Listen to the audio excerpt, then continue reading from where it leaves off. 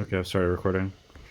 Okay, so my formal discussion of why I think Underworld Ragehound is not that exciting is that I think that it has really diminishing returns in multiples, and it has diminishing returns with any other escape card, just to the point where like I don't think it is a fine it's a. I'm trying to think of something comparable that we listed in one of these where it's kind of like this is a card that will have impact but like has drawbacks. I don't quite know where it falls relative to this. More importantly, does anyone particularly like the Rage Hound? Because I don't think anyone was really... We established the answer that was yes. Yeah. I like the Rage Hound. It's pretty similar to the black escape card that can't block, right? I have enjoyed that card more because its ability to attack on the front side is... But Rage Hound costs 2. Yeah, Rage Hound costs not less. much. I mean... Also, like the fact that they'll always block it is like kind of useful, depending if your deck looks a certain way. Yeah, that's true. I have combined aspect of Manticore with the Rage Hound to pretty good effect. And I think also just like the escape cards. I feel like the escape cards don't have like quite as steep diminishing returns as most people seem to say. Because it's just like you can just exile your escape cards, and like that's not actually a bad thing. Like, well, I think the issue with Rage Hound is that the second Rage Hound you draw, like in any game where like you wouldn't have won, basically regardless, you like drawing a second Rage Hound is just throwing away a card. I had a deck that had 4 of them, and I was like pretty happy I had all 4. Like I just wanted to have access to one because I didn't really have a lot of other escape stuff, and then it just kept attacking them, and eventually they died. Like, I think being the only red escape card really is like a pretty big deal. And I also think a 2-mana 3/1 that had to attack each turn of Fables, I'm not saying that would be a great card, but is not even that bad a card. Like, if that card was just in the set. Yeah, but like, are your red decks predominantly red? I don't think I've ever had a mostly red deck. Like, red's not really deep enough to be the primary color. We'll get there in the archetype discussion, I guess. So, Andrew, how high would you have Rage Hound if you could rank it as you want it? Oh, I like where it is. Okay. I like the Oracle more. I just don't want it to be moved down. Like, I think yeah. This is fine. Yeah, I think you'd be at the bottom of this column, but it should the be Rage the Hound? column. Yeah. Mm-hmm. So you're saying it's worse than like Oracle and Celebrant? Yes. Okay. Yeah, I think it's really close with Omen. I think this is all fine. I'm okay with that. I think right above Omen is fine. Yeah. Okay. So we had Dream Shaper Shaman. This is a good spot for it. It's a 6. It's vulnerable. It does take over games. Mark had a point with Altar of the Pantheon or something. Yeah, like I faced someone who was like red-white splash first row in games, utilizing Altar to help splash. And the Altar also served a double purpose of ramping out Dream Shaper Summon and then being an extra mana source that you can actually sack to Dream Shaper Summon. Okay. That does seem good, although I will also note that my experience with Dream Shaper Shaman is that fodder to sack is like almost trivial to come by. But yeah. Yeah, I mean, they ended up sacking some shitty token, but like, if the game had gone on like another turn, the next thing was going to be an Altar, so it was kind of cute. Also, there's a weird effect there where if you have low impact permanents in your deck to sacrifice, you also have low impact permanents in your deck to reveal. So it kind of works both ways, except with tokens. In a Rose's Blessing, where it's a high impact permanent, that's a low Blessing. impact. Yeah. Like, yeah, that's true. Are just amazing with it, and they're also cards you want anyway. Like, it's pretty convenient. I'm going to move us along to the C's, and I think we should probably kind of figure some stuff out here. I kind of want to move Heroes of the Revel down a bit. Not in the C-, but it's just kind of a 5. It's pretty replaceable, right? I want to move it down to C-. Oh, wait, Heroes of the Revel. I'm thinking of that. Sorry. I want to move it down to C-. Like, I thought it was Hero of the Games. Sorry. I've played with that card a decent amount. I mean, I'm not picking it highly. I just kind of get it when I'm red, but I'm pretty happy that I have it. Yeah, I think it's fine where it is. I like where it is. Yeah, the card in this column I would want to move down is Stampede Rider. I think that card is garbage. But Ooh, is Tim on the call? I want to hear what he has to say about that Stampede Rider. Does not sound like. I'm playing it in my deck right now. It's okay. I mean, I will say what I think is appealing about Stampede Rider is that red-green lacks freeze. I think Stampede Rider is okay. I think C is about right. I think C is fine for that card too. Like it's kind of nice, like Yeah. putting auras on it too. Like I had a deck where I had Stampede Rider and Mogus's favor, and it was like a really nice thing to put Mogus's favor on. Oh, and Trample's super important to the red-green deck specifically as well. Like, because like you really want you have this like Huntmaster and stuff. Oh yeah, like, Curve Huntmaster. That's a nice one. Or just like even just aspect of the Manticore, like Trample matters. Yep. Can we move actually this card? This is I just hate like that card. yeah. Having Yeah. down. Okay. We're gonna get that further down. I agree. I think it's just like a specifically red-black card. Maze Warden? Oh, sorry. I was thinking of the War Leader. Never mind. Sorry. The War Leader I think is an okay place. Yeah. Yeah, Okay. the War Yeah. Leader is just like generic 5. So what were people's experiences with Maze Warden? It's how good is Glory Bearers, and it's not an enchantment. I think Yeah, it's, it's just better kind of a than body. I think it's better than Glory Bearers. Like the pump ability is like pretty relevant. Like that makes it Yeah, I pretty think tough it's to better block. than Glory Bears too, but that's not saying a lot. I think they should be in the same category, but it's better. I mean, I think Glory Bearers might be better. The plus toughness thing comes up. Yeah, it does. Also, like the being an enchantment when you're trying to draft the 1-mana 1/2. It sounds like we're describing 2 D pluses, so we're good. Agree. Should any of these C minuses move up or down? I like Oriad a lot. I think it should be like a C, I guess, but I like it too. I'm kind of down on it, to be honest. I was pretty happy with it in my like red white deck just because it was a cheap enchantment creature, like, and I didn't really care how big my bodies were. And then I was pretty happy with it in another red black deck that was just grindier, and the looting ability was really relevant.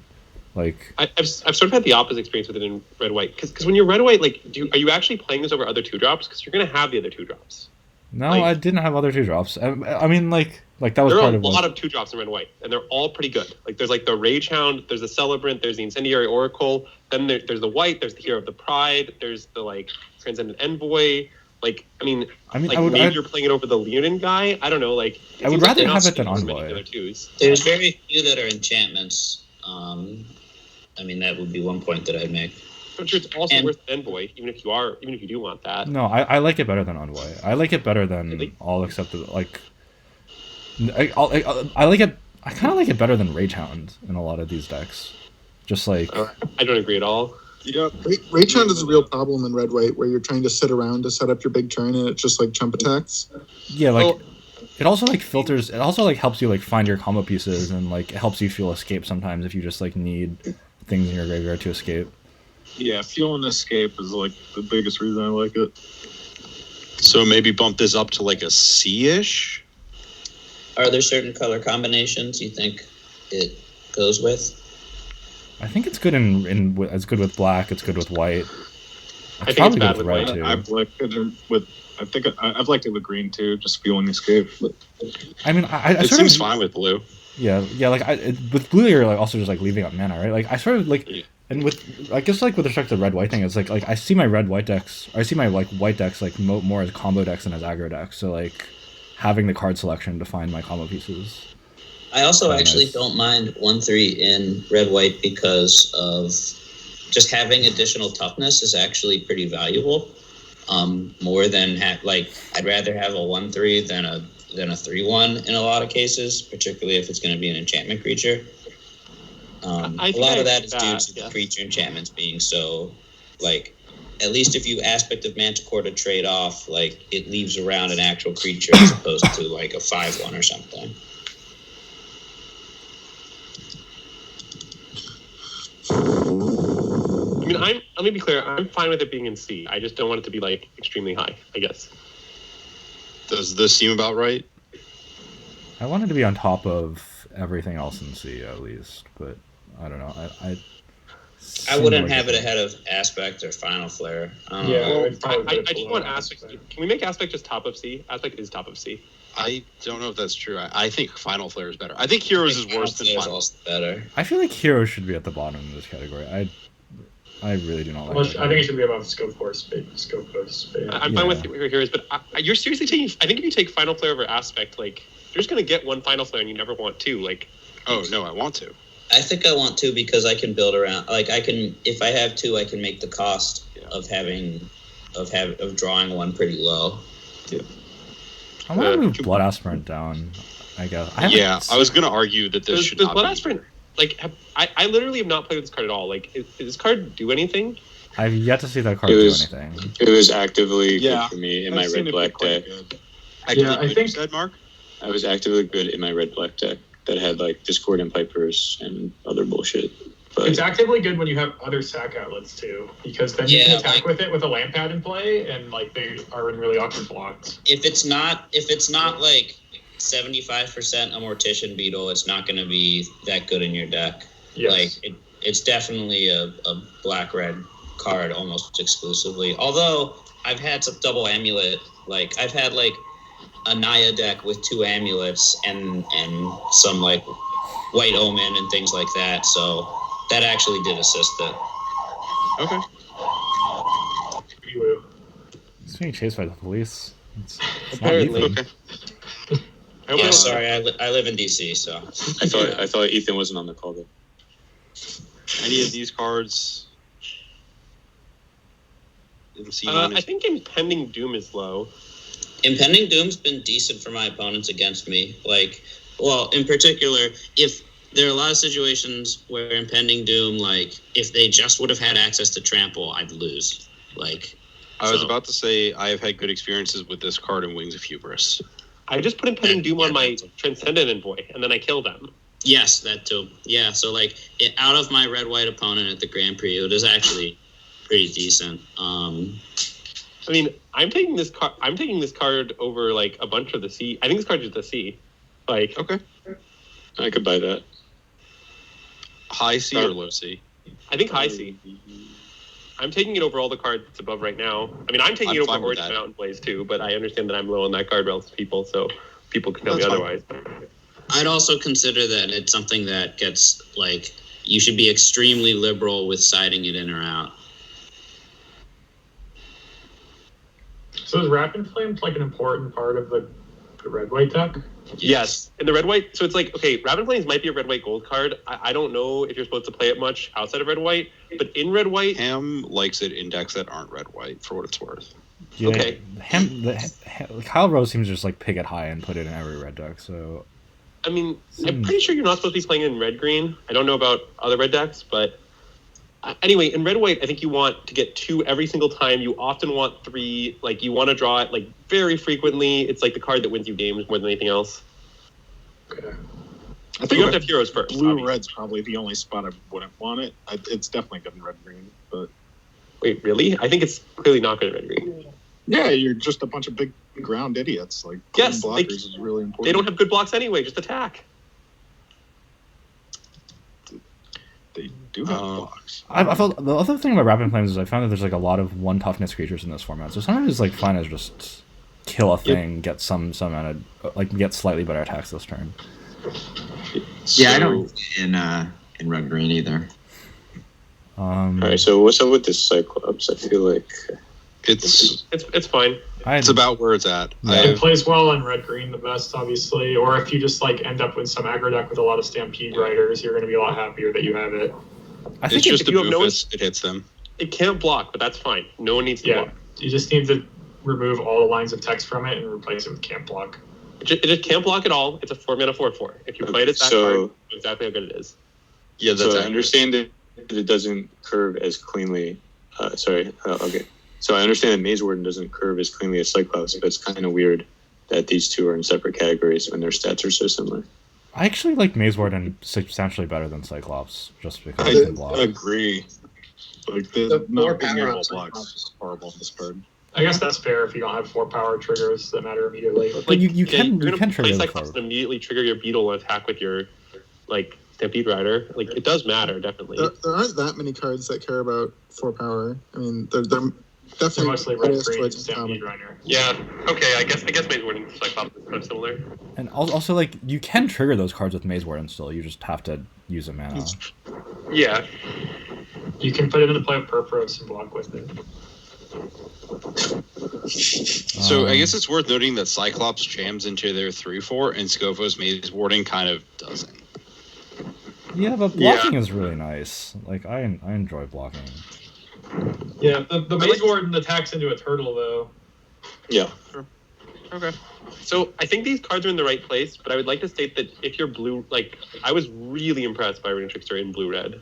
But Yeah, I agree. Like, I don't think you should take it high. It's only good in blue-red. I would say I've had Arena Trickster be decent in black-red, but Same. in particular because lining up Trickster into Final Death is pretty decent, as well as the Raised Dead triggering it is actually quite nice. Yep. Yeah, omens and removal. It's good. Yeah, that makes sense. But to be clear, like blue-red, I was getting this card to like 7/7, 8/8. Like it was really good. Hero of the Game's also here. Yeah. Yeah. Infuriate? I actually like Infuriate, but I think like it should be Infuriate more there. than all these cards, I think, honestly. It might be low. Yeah, I feel like Infuriate's Agree. like... I like it better. It like- could be even, among these. Yeah, that's a good place for it. Have people played with Triumph of Anna? I think that card is bad. Yeah. Yeah, I had 4 in my sideboard, and I tried to pay attention if it would be good, and it wasn't. Yeah, I think it's bad. I've had the experience where my opponent. opponents have had it, and it's been reasonable. For the red green? I haven't seen it be good basically at all. I've had it be reasonable against me also, but like it's actually not that difficult to play around. It was mainly just the trample. Like the Yes. trample was something that my opponent's red-green deck really wanted pretty badly. Yeah, When my it sounds like it's a red, green, gold card, and not even that good all the time, but still maybe only This that. seems like a conditional 23rd card to me personally. But I mean, like when my opponents cast this card against me, it's not that hard to move with the game, so it does stone nothing. Like it's not a good card. like I think I'm significantly more likely to end up with Thrill or Portent in my deck than Triumph. Agree. I actually really Like like... I'd be okay with that card being a D, Triumph Annex, not a D plus. Yeah, that's what I'm proposing. I actually really like Thrill of Possibility in Me too. just everything. Like, just like I think I it's don't like both- it in red, white, but I think it's even fine in red white. Like I had it in my red white deck at the GP and I was like fairly happy with it. Just like both like just like the combo, the aspect of like assembling the combos in your aggro deck and adding 2 cards in your graveyard for escape. Like I prefer it to like everything in C-. And many of the things in C. I'm down to put it like I would probably personally put it like bottom of C-. I want it C minus. I don't buy this C argument. I don't know. It's fun. It's good in some decks, but I think it's like not every deck. I don't know. It's fine. Can we talk about escape velocity? Because there's no chance this card should be this low, right? Yeah. I mean, Kind of hate it, but I don't know. I've never really seen it do a lot, but I haven't played with that much. I'm not really sure. I've Isn't only it just seen it a be good set- I've once. never seen that card. Once That that card guy be gives very +1 difficult toughness. to play around on the second half. Like once it's in the graveyard, it makes playing difficult. And I think the rate on the front side is low enough that you can afford to play one, especially if you can tutor for it, obviously. But I don't hate the card.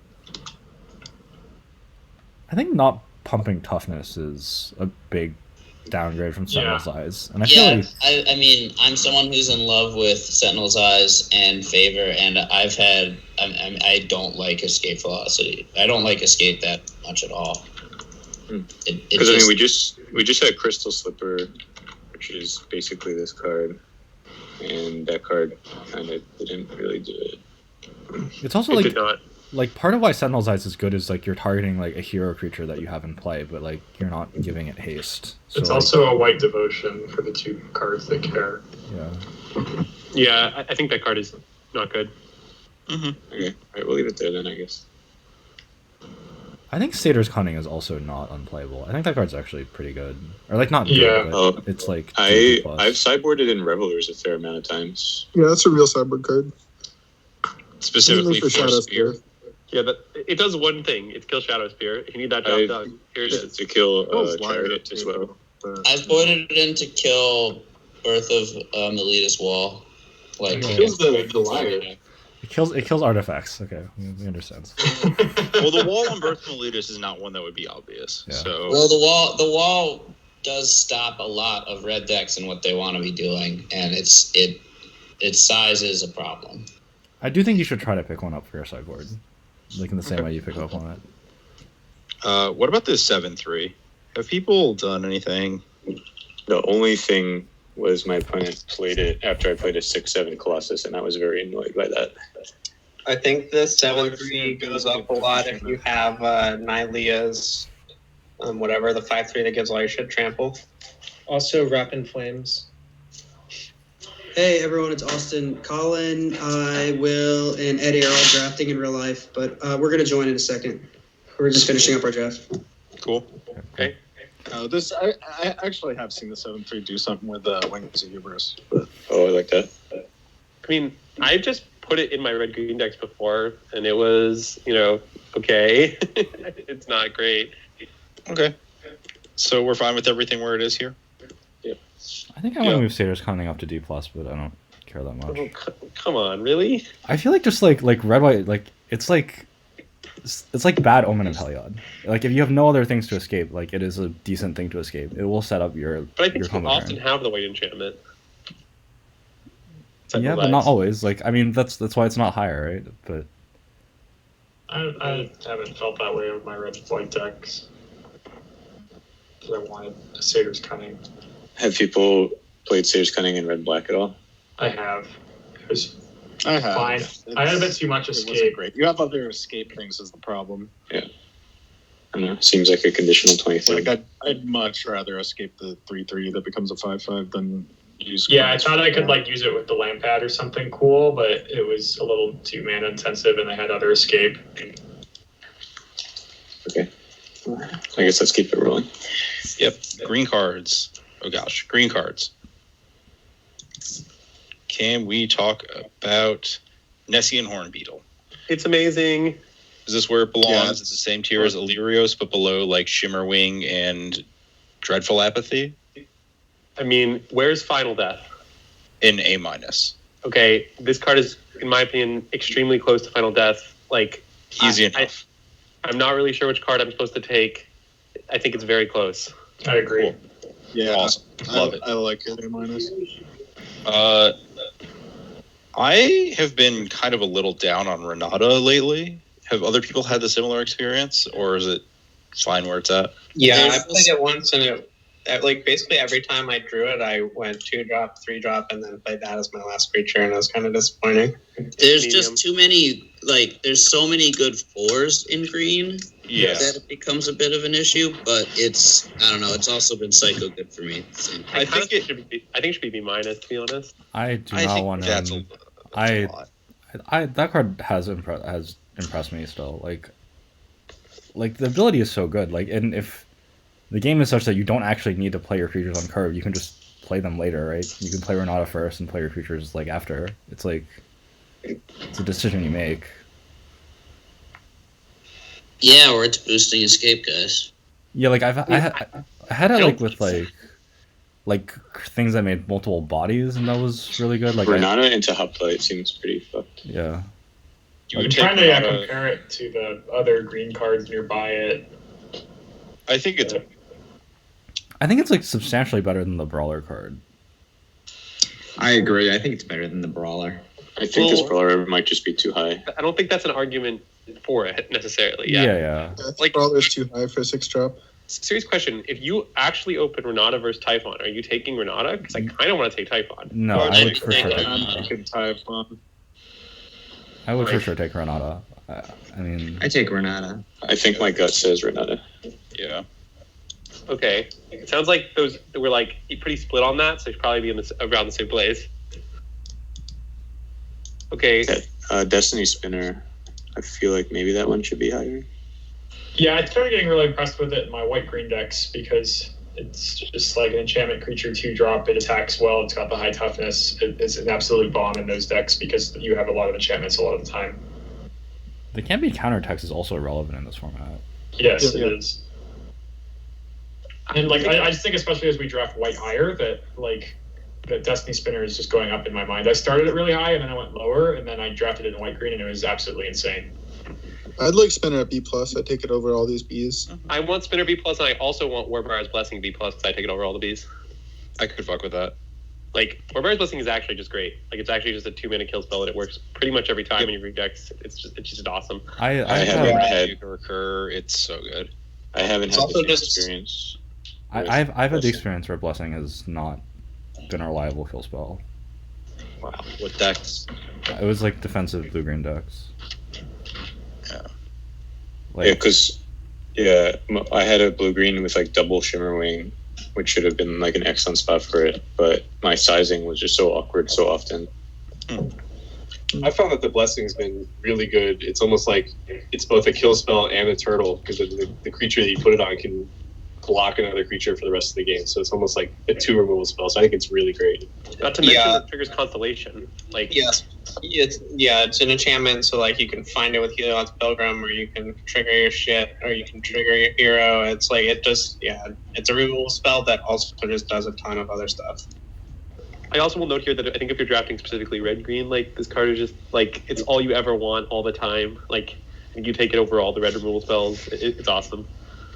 I'd like to note that we talk about it being a removal spell, but I feel like a lot of times when I have this card, I'm sort of relegated to killing something which I don't even care about that much. Yeah, I'm not sure to say that has been my experience. That is It's not kind of my been experience. mine. It's kind of been mine. These cards over Typhon personally, but I think you absolutely should take Warbar's Blessing over Typhon. There's so many fours. Like, obviously, Typhon is good, but Warbar's Blessing is irreplaceable. I would, if I mean, people you- still it's really not like bad Blessing. if you have 5 Typhons in your deck. It I don't kind of mind is. having a lot of I think fours. I think that the remaining Typhons are kind of just 4-mana 4/4s, and you have too many 4s. Like, I'm not saying it's, I would still do it maybe, but I'm not that happy with it. I'd propose to, if people store like that, propose to just split it with Spinner and throw it in B+ mine it, like the bomb of B+. Yeah, that's fine. I'm okay with that. Okay. Let's discuss Elysian Curiated. I definitely like it over Brawler. I like the flexibility it provides in a draft when you have this card, really. Yeah, I feel like I like Carroted more than Blessing in a pack one pick one situation. Like I feel like Blessing like is only really at its best in like a relatively narrow set of decks, whereas like Carroted leaves you open to drafting like defensive decks, splashy What decks. narrow set of decks? White green, black green, and red green. It sounds great. In black green, you can suit it up on the 4-drop Gorgon. You can recur it with Acolyte. You can, it's just another reasonable kill spell that isn't super expensive the way Final Death is. In white green, it's an aura, and it just picks off stuff as you need. And in red green, as Andrew was describing, it's your big kill spell that also pumps your attackers. Yeah, That's why even if you're blue green, if you're like blue green or like 5 color, it's like green creature. Helen, how much of your experience was with this in blue green? Because I think maybe both of my times were with blue green, and I wonder if it's just that we've had like the one color combo where it can be pretty bad. I mean, I've mostly drafted when I've drafted green. I've mostly drafted like blue green splashing like 1 or more colors. And so yeah, like it's definitely I've definitely like mostly had Blessing in the spots where it's weakest. I'm very willing to believe it's less good in blue green. I just like I don't particularly like blue green. I plan to avoid blue green at the Pro Tour. Like I'm not I don't know. Like it's great in every other green deck. I think Carried's kind of narrow compared to Blessing, because I think it's just actively bad in white green a lot of the time, and like not great in red green. Not excited by it in black green.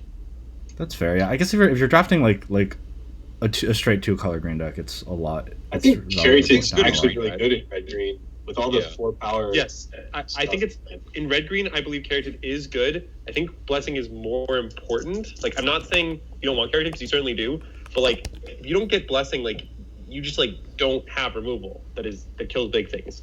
But Caryatid, like, you can replace it if you just have a good curve, sort of. Like, obviously, it's good still. I guess sort of like my approach in this format is you just want to put rares in your deck, and it's when you take Caryatid highly, it's relatively easy to stay open to any rares you see are open.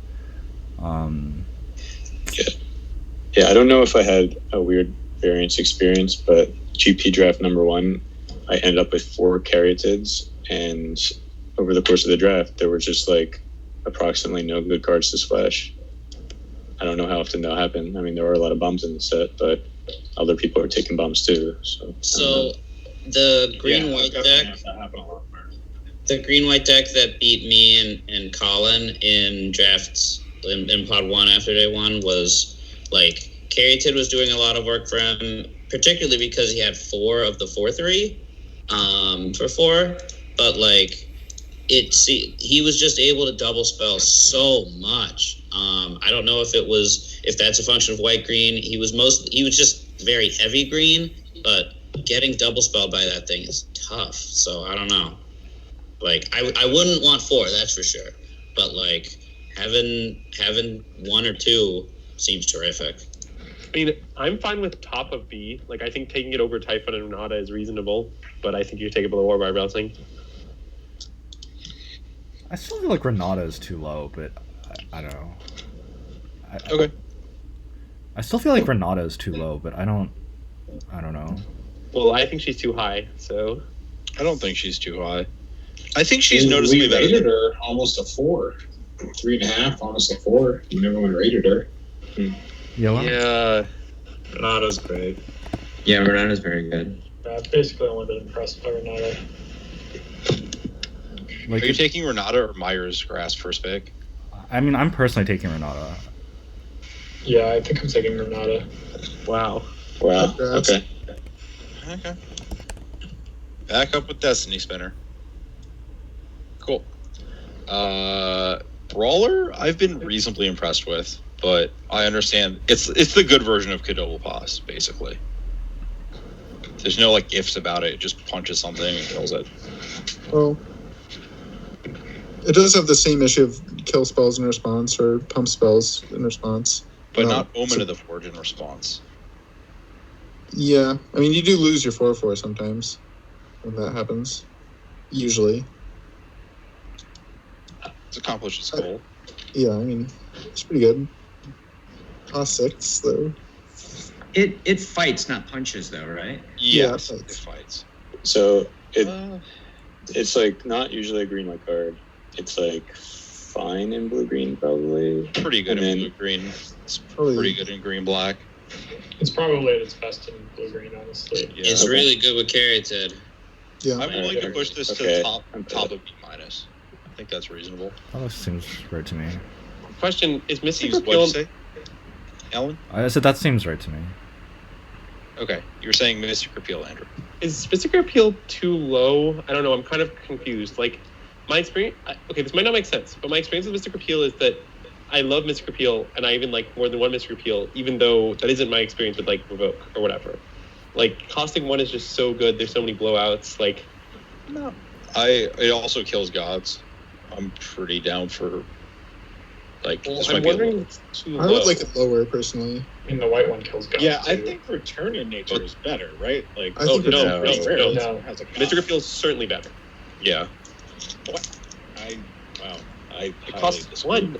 What is so much less? I think, and it also kills a third of their, like, if you're like, I'm going to exile your escape creature with Return to Nature, keep in mind Mystic Appeal already killed a third of their escape creature because it put the thing on the bottom instead of the graveyard. Rob, I mean, in that scenario, it sounds like you haven't been able to cast your cards because they don't have an enchantment.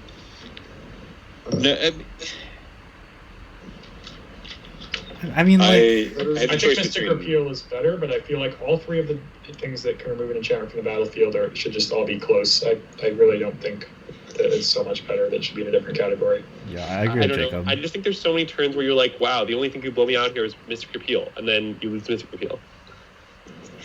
Like, my experience is sort of matched what Andrew just said, where the 1 mana also is just so much more important than anything else going on. I think that all three cards should be relatively close. But Is that not a bias though? Or repeal. like, sorry.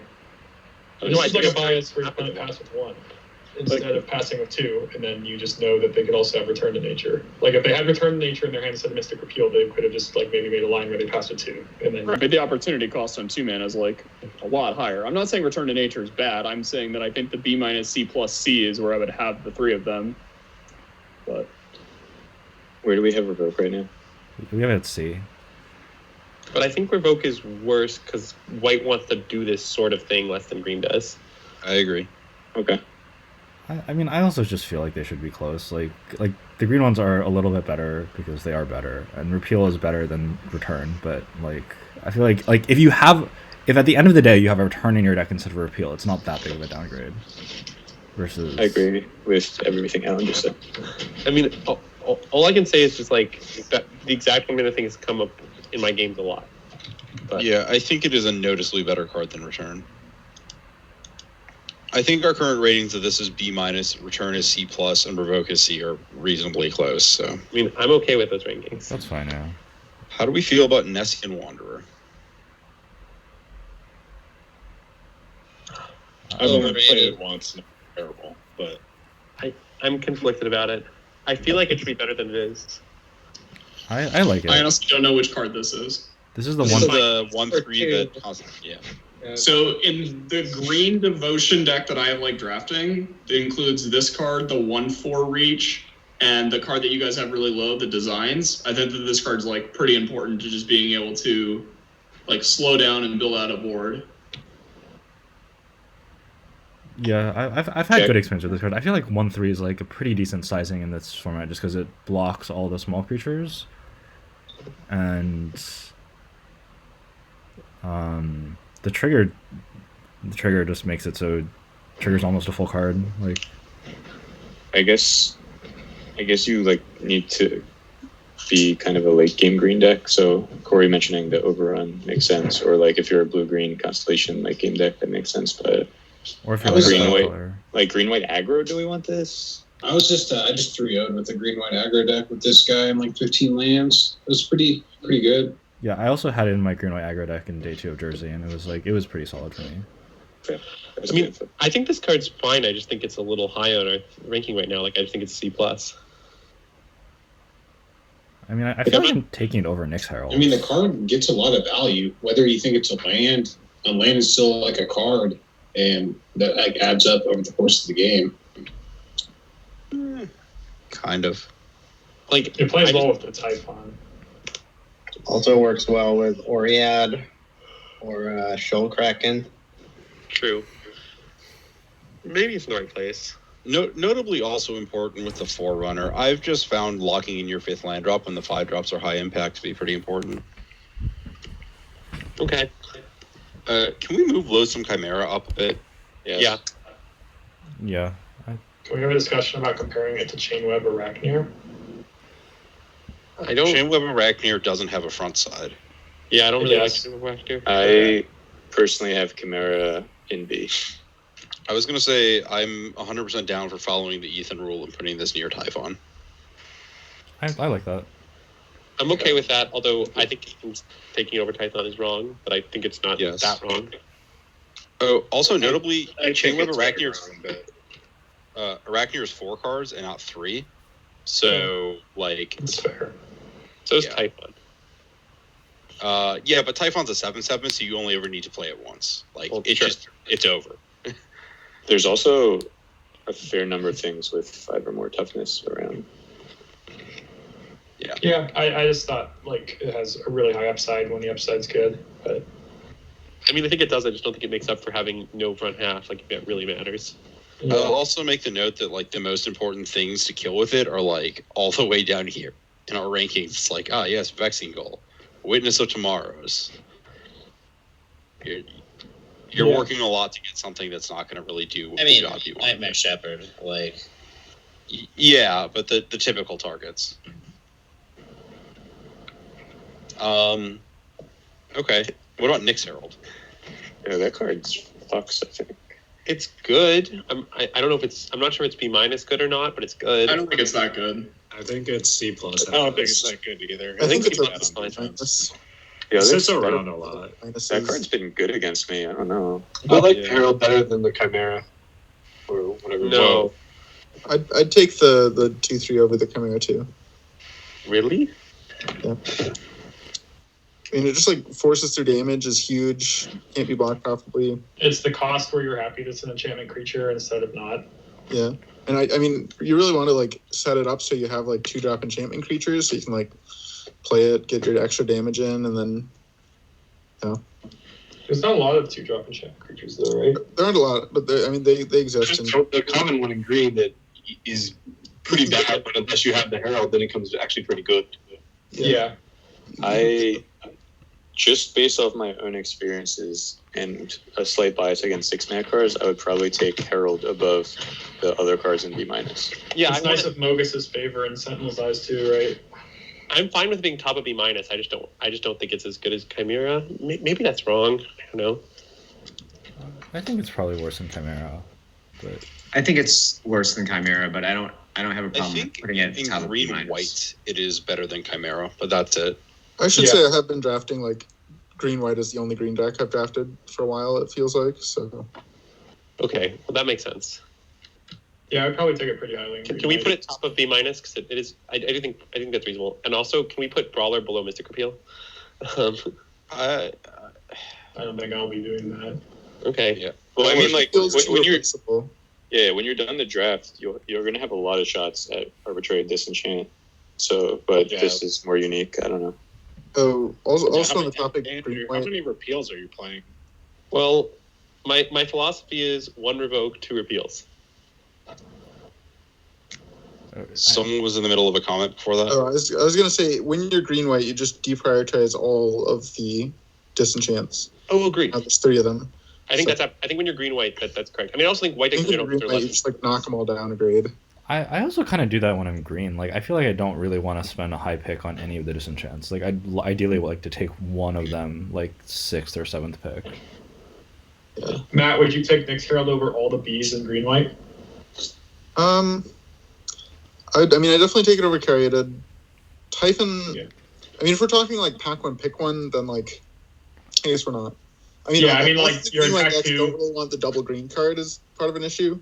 Yeah. If I know I'm in green white, I'm taking yes, Herald if I'm above green white, I would take it over all the cards we have in the B. You'd probably take it over Renata for a similar reason, right? Depending on how skewed the mana is. Sure. Yeah, I think this is about a high B in green white, and I made that comment there. Yeah. Okay. I'm not saying to move it. I'm just asking to know. Yeah. Because I'm also just like, my online drafts have felt heavily skewed towards just like being able to draft white. So. Yep. Shall we move on to some C's and C pluses? Sure. Anything from here going up to C plus? Forerunner. I think Forerunner, and I'm a big fan of Huntmaster as well. Okay. Wait. Forerunner's the 5/3 and Huntmaster's Yes. the 4/3, right? Okay. Yes. I think Forerunner up, but Huntmaster stays, and the reason is, even though Huntmaster is good in green-red because you have trample creatures and stuff, green-red is really, really aggressively 4-flooded, and the problem is that Alien Hunter is like the worst 4. So like, even though it's fine, I think you end up cutting it a lot. So I think it's C. I agree. I buy It's that. just a less replaceable effect. Is Return to Nature C plus or C? I think C plus. C plus is fine. I think it's worse than Forerunner for what it's worth, but it's a C plus. That sounds reasonable. I Forerunner's don't good. know how relevant it is to the Huntmaster, but I've had success when my opponents was playing blue and putting like the 0/1 enchantment on my guys, using the Huntmaster to turn that into something relevant. Yeah, my typical use case with Huntmaster is just put like, making a shitter like big and like forcing them to take a chunk of damage or block with something relevant. Yeah, that's also been my thing. It's not the trample, but so much like, here's my 2/2 into 3/3 into Huntmaster, but now like your 3/3 has to pick one of my creatures to trade with, and I get in more damage. Exactly. It just kind of puts them into like really awkward situations. Mm-hmm. I mean, I think that's all fair. I just still think it costs 4. Yeah. The card's going to be, let's look at some, it's like Riptide Turtle's a high C. Like, Daybreak Chimera is a high C. I don't think this card's. Yeah, no, that lines up with. Oh, really? Just really fast over Tetro last night. Like, I had a bunch of experience with it, and I was like trying to downgrade it, and we did or whatever. But one thing I realized is that my experiences were slightly tainted by playing on Moto, where you're not playing in pod, and like the 2 hits against it are it's not good against like flyers or control decks. And presumably, if blue's open, you're a little bit less likely than baseline to face those. Yep, that's true. Okay. Yeah. I think the difference between Riptide Turtle being a C or a C plus is not great. It's clearly the best one of those. Pursuit, I think, is fine in this top C category. This card's just like solid. How many creatures do you want? Like a number?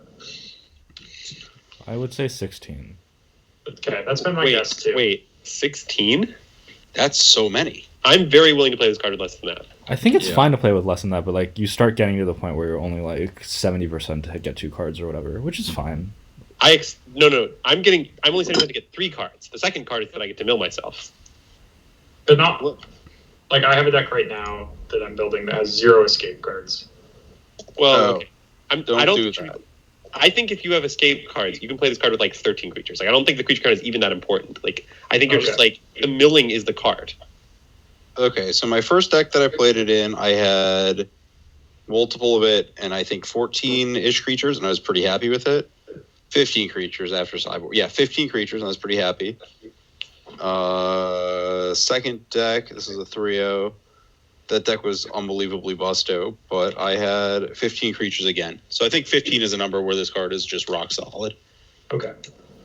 I mean, I just had the GP drafted a green-red deck where my creature count was, I think, only 14, but I just had 3 Typhons, so I just played it and it was great. Yeah, I agree.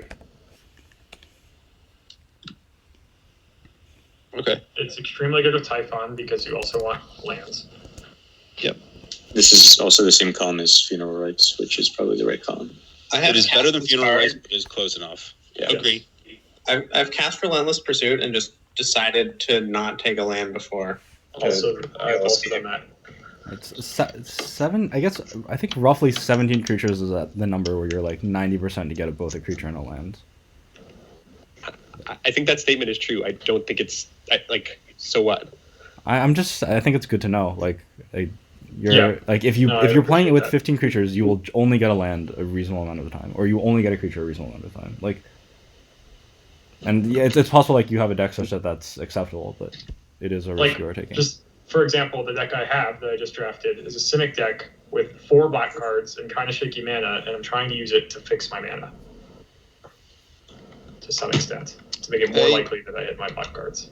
I have not loved this card as a fixer because it finds you the fixing land, but not the stuff that you fix for. Like, it's kind I have 2 Acolytes, and I'm splashing Ashiok.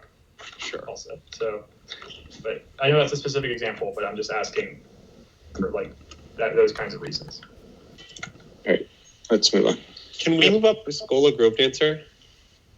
Yeah.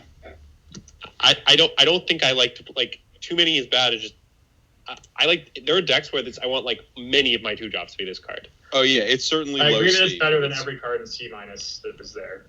I mean, I think it's might be better than all the cards in C at this point in time. I'm taking it over Relentless Pursuit. It's a 2-drop. I think I'm taking it over Relentless Pursuit too. I also agree with that. I would have it at the top of C here. We had it rated as 1.76. So I think I was lower on it before the I think weekend. 2/2 is just not like a super relevant body in this format, and then the ability is only okay. Like somewhere in C I'm fine with. I mean, I just think I don't know.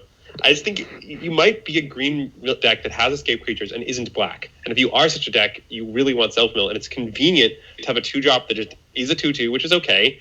Like, and then also incidentally solves your self-mill problem. Where's the Lampad though? I have been taking the Lampad over it. C+. Okay.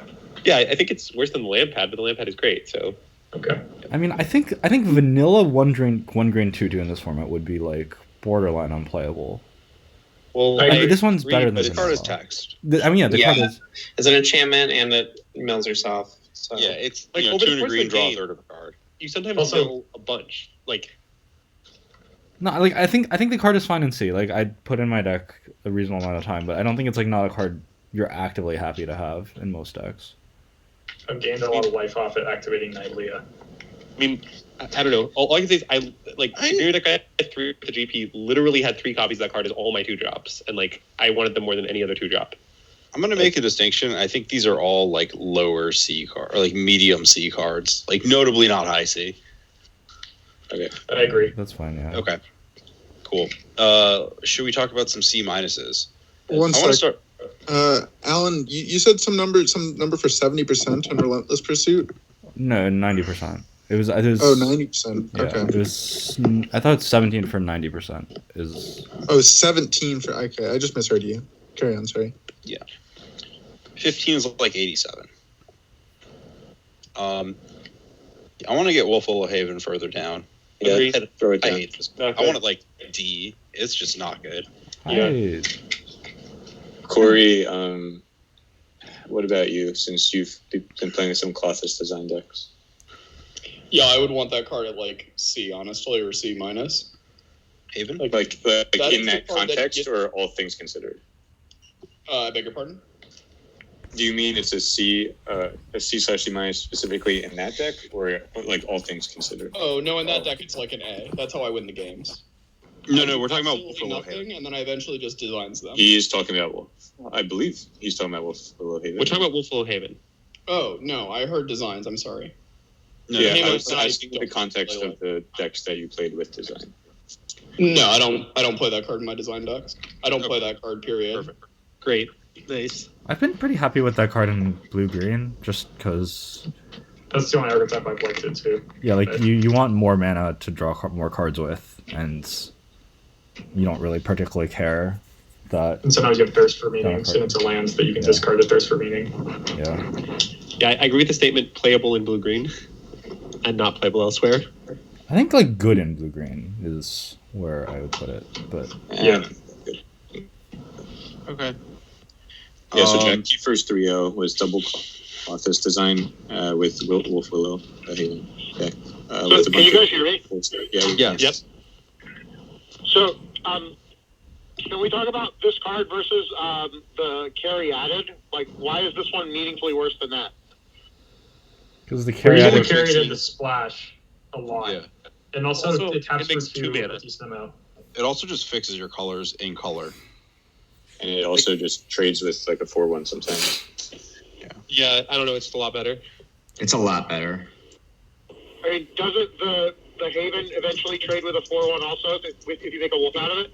Well, not at the point of a time that I want it to. Like, if I Yeah. want to trade my carry for a 4/1, I have the option to on turn 3. With the Haven, I don't have the option to until the earliest turn 4, and I have to commit to that as a sorcery. Like, you don't want to take 8 before you trade with a 4/1. Okay, all right, so that makes sense. So, I mean, because when I saw this card, I played a copy of it before, and I thought it was like fine. It did what I wanted it to do. It got me from 2 to 4, and you know it was nice to be able to cash it in for a wolf. But it just sounds like everyone is like really, really low on it, and it didn't make a lot of sense to me why we would be really low on it, but also pretty high on carry added. Yeah, I think what I've noted, like when I saw the card, I thought it would play out better than it has played out, and I think a lot of that is due to how poor, like how unimpactful the 2/2 is when you finally make that happen. I personally think it's better than where we have it, but I do Yeah, I think can see it's it being better than a D. yeah. I feel like it's like worse than all the B minuses or C minuses. Sorry. Okay. But Okay. yeah, We have moved That's it. reasonable. it doesn't- Okay. I think it's let's much talk better about- than. I think it's better than Hyrix Tower Scout and Moss Viper, Wait, but wait. both of those should be lower. I think Hydra Tower's Couch should be higher. I think that card is you should strongly try not to put in your deck. In your blue-green decks. I think I it's haven't put it been that way. fine in green, white, and green, red. I've been Yeah, I- pleasantly surprised by this card, and one of the reasons is how good it is with Warbriar's Blessing. In red green, I think you should there aren't a lot of good 3s in red green, so that means you need 3s. And you often are literally playing multiples of this card. Like you're just playing 2 to 3 because you just need some 3-drop. It comes late. It's a 3/3 body. It fights okay, and untapping your guys is even kind of nice in green red. Like it's like the best common you could play before Nylea's or Nylea's Huntmaster in your beatdown deck and stuff like that. Well, I'd rather have Stampede Rider. Right? I mean, I think but that's a red card. Yeah, but like if I'm red green specifically, I assume I'm gonna have literally all the. But I have had like red, like just green black beatdown decks, and like I'd like the Charger more, but like I'm just fine. Just like I don't think it necessarily gets like bricked off easily. I feel like it also combos with the Leros thing. Like honestly, like I'm not playing to draft these like many color splash decks that Alan is really high on, and so like I acknowledge that my ratings may be biased by not wanting to draft those decks, but I'm going to take that card over Omen of the Hunt. Like I'm actually going to do that almost every time. I think it's better than Omen. I think it can actually help if you have the carry added to play like 2 spells on turn 3, like a 3-drop and a 2-drop. It is untapping the carry added or something like that. It makes it pretty good with a lot of upside, and the fail case is also pretty high. Also, looking at the other C's, Heliod's punishment. If your opponent's Heliod's punishment, board this card in because they get owned. Heliod's punishment? Oh, I think every game I've played with Heliod's punishment except for one, it would have not owned me. I would have still won the game before their creature was free.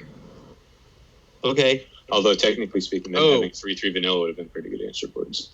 Good versus the 3/3 would have been.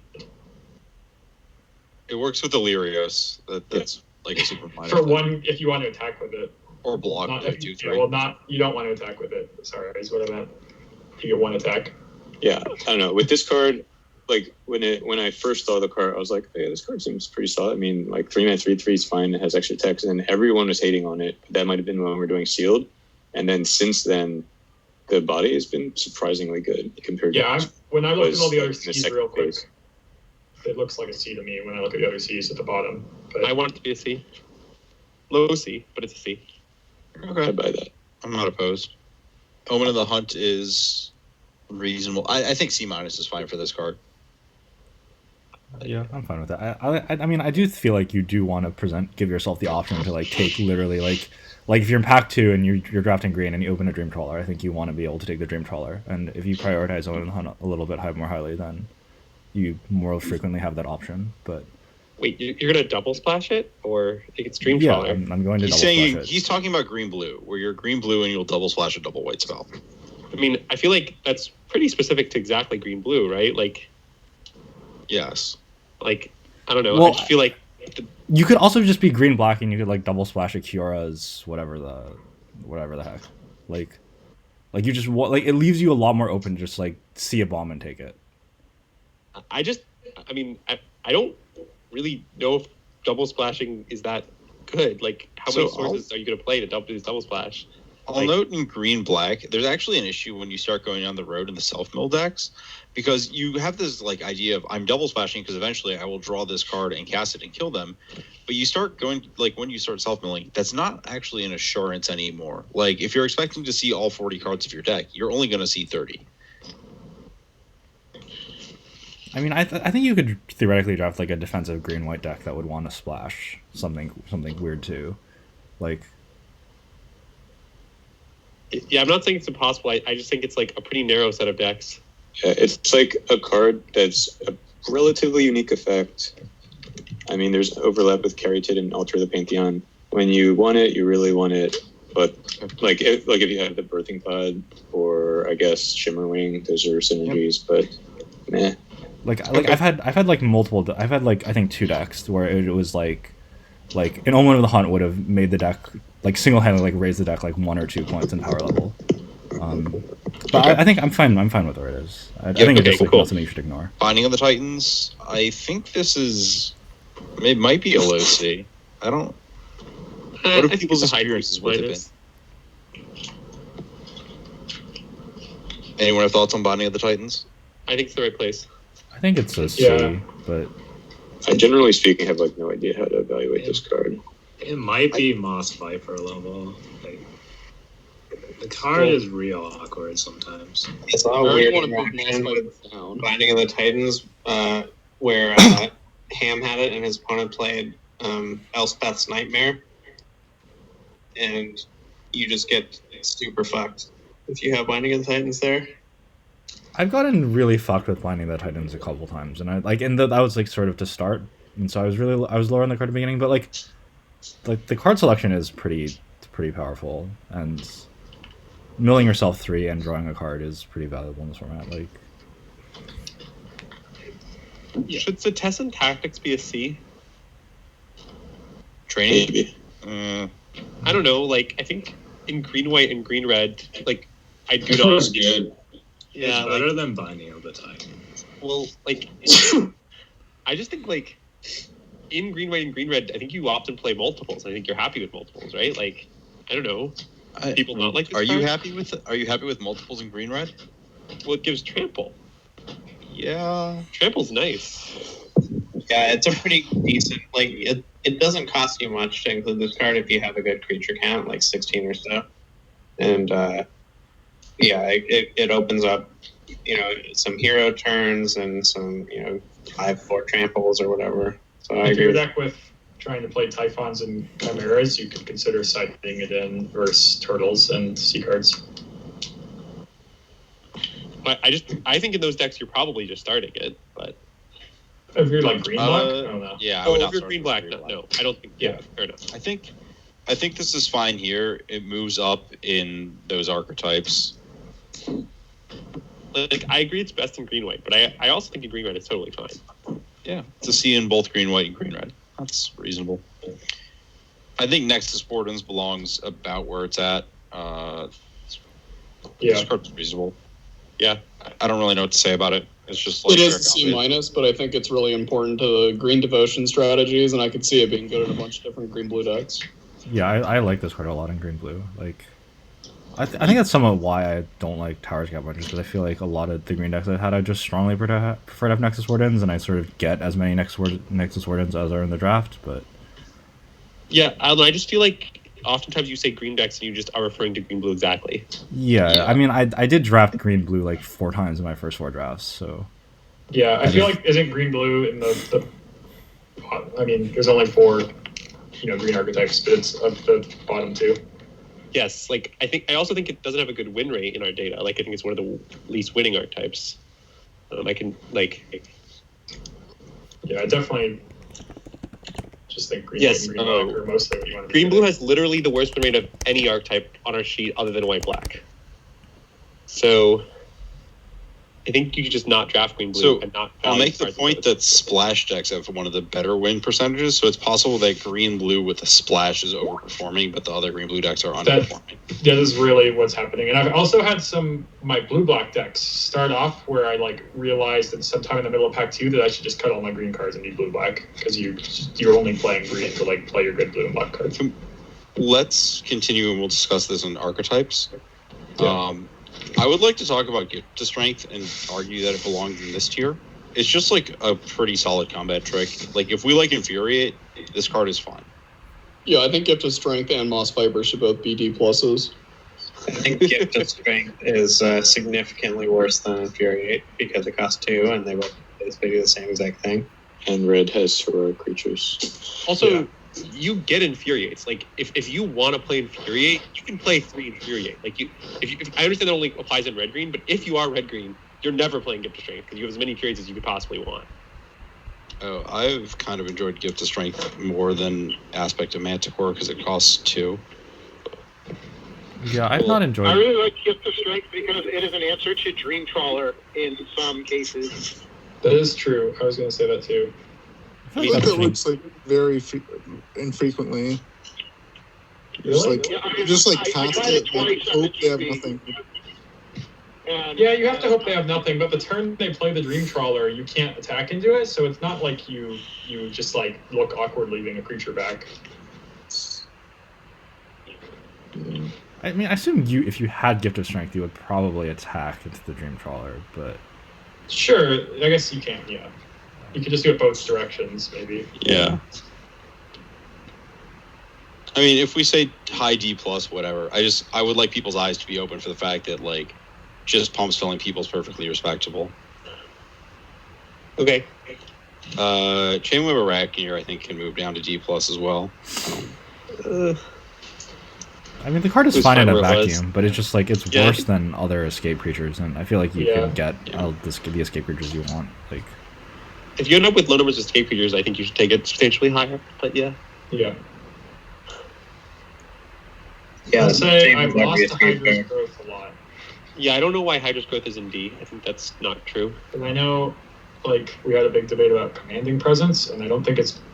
I don't know. Like, when I lose to it, it's because my opponent played it on turn 3, like on the play. I hate both cards, so. Yeah, I'm not sure I want to be doing it, and recently I've been seeing a lot more aggro and playing it myself, and it makes me like higher on cards like Stern Dismissal, for example, which are also the types of cards that embarrass it. I think Commanding Presence gets a big bump from being in the same color as the hexproof combat trick. And like, if you have Commanding Presence, you want to be putting it on something and protecting it. I mean, I also think This is like harder to pull off with Hydra's growth. I also think the tokens like matter a significant amount. Like, with And the Commanding power is Presence, like, front-loaded too with Presence rather than growth. like, if you just make a token every turn and you hit them with a flyer every turn, that's like enough to win a lot of games. Like, growth needs a little bit more than that. I don't know. Yeah, no, I mean, my experience has certainly just been like my opponent plays its 2-mana, 2-power creature, and then I just die. But it's been some of my weirder decks too, so it's probably just a bit of a sample size issue. And like, certain creatures get blocked by like a turtle or sea guard, even with commanding presence on them, and then that doesn't happen to growth. Can we should design be moved up if it's like actually like a decent build around? Corey, would you like to discuss this? Yeah, absolutely. So, probably an over-exaggeration, but if this card is in the pack, I am very willing to first pick it, with the understanding of this is something that I'm going to get off a reasonable amount of the time. It's not something that I can splash like Final Design, but it is a card that, if I have access to this, I know that I can build a deck in such a way where I'm playing a lot of what are usually like low-pick green cards. Like, I can take the Nexus Wardens, I can take the 3-mana 3/3, I can still fight over like the double green 4-drop guy, one of the like high picks in green blue, which then bridges into this mono green deck I find is the 1/3. And what I'm trying to do is basically just spam the board with creatures, mostly of which the ones that I tend to get are the ones that care about Constellation to some degree. So I end up taking the 2-mana 2/2 enchantment creature that mills you like slightly higher, but mostly just because it is a cheap enchantment. So something to this degree exactly is basically without all the black cards, you just kind of play some extra green shit bags. Like, really all you want at the end of the day is the turn that you're going off, you want a Forerunner in play to insta-kill them, or you just want 6+ creatures in play. And the Nexus Wardens is one of the key elements to that, where you just don't ever block. You never put your creatures at risk of actually trading in combat. Like, if your opponent attacks at 3/3 into your 1/4, you just snap take it every single time unless, like, it's actually going to be a risk. But, like, I find that I can just gain so much life because you just Nexus Wardens for free that I can just build to the point where I play designs and they just die. Okay, so Corey, should this card be like C-? So, depending on how willing you are to just get off your first pick, where I'm going to be taking it is about C+, because I do believe those decks are very good. I believe where everyone else should be taking it is somewhere in the low C to mid C- area. Okay. I guess I'm fine slamming it in C+ and just seeing what happens. I guess one question I have with regards to that is sort of like if like green is at all open, like shouldn't you be wheeling the designs? Like shouldn't you just like take another card and then like if you wheel the design then move in, and then if not then you were probably doomed to begin with?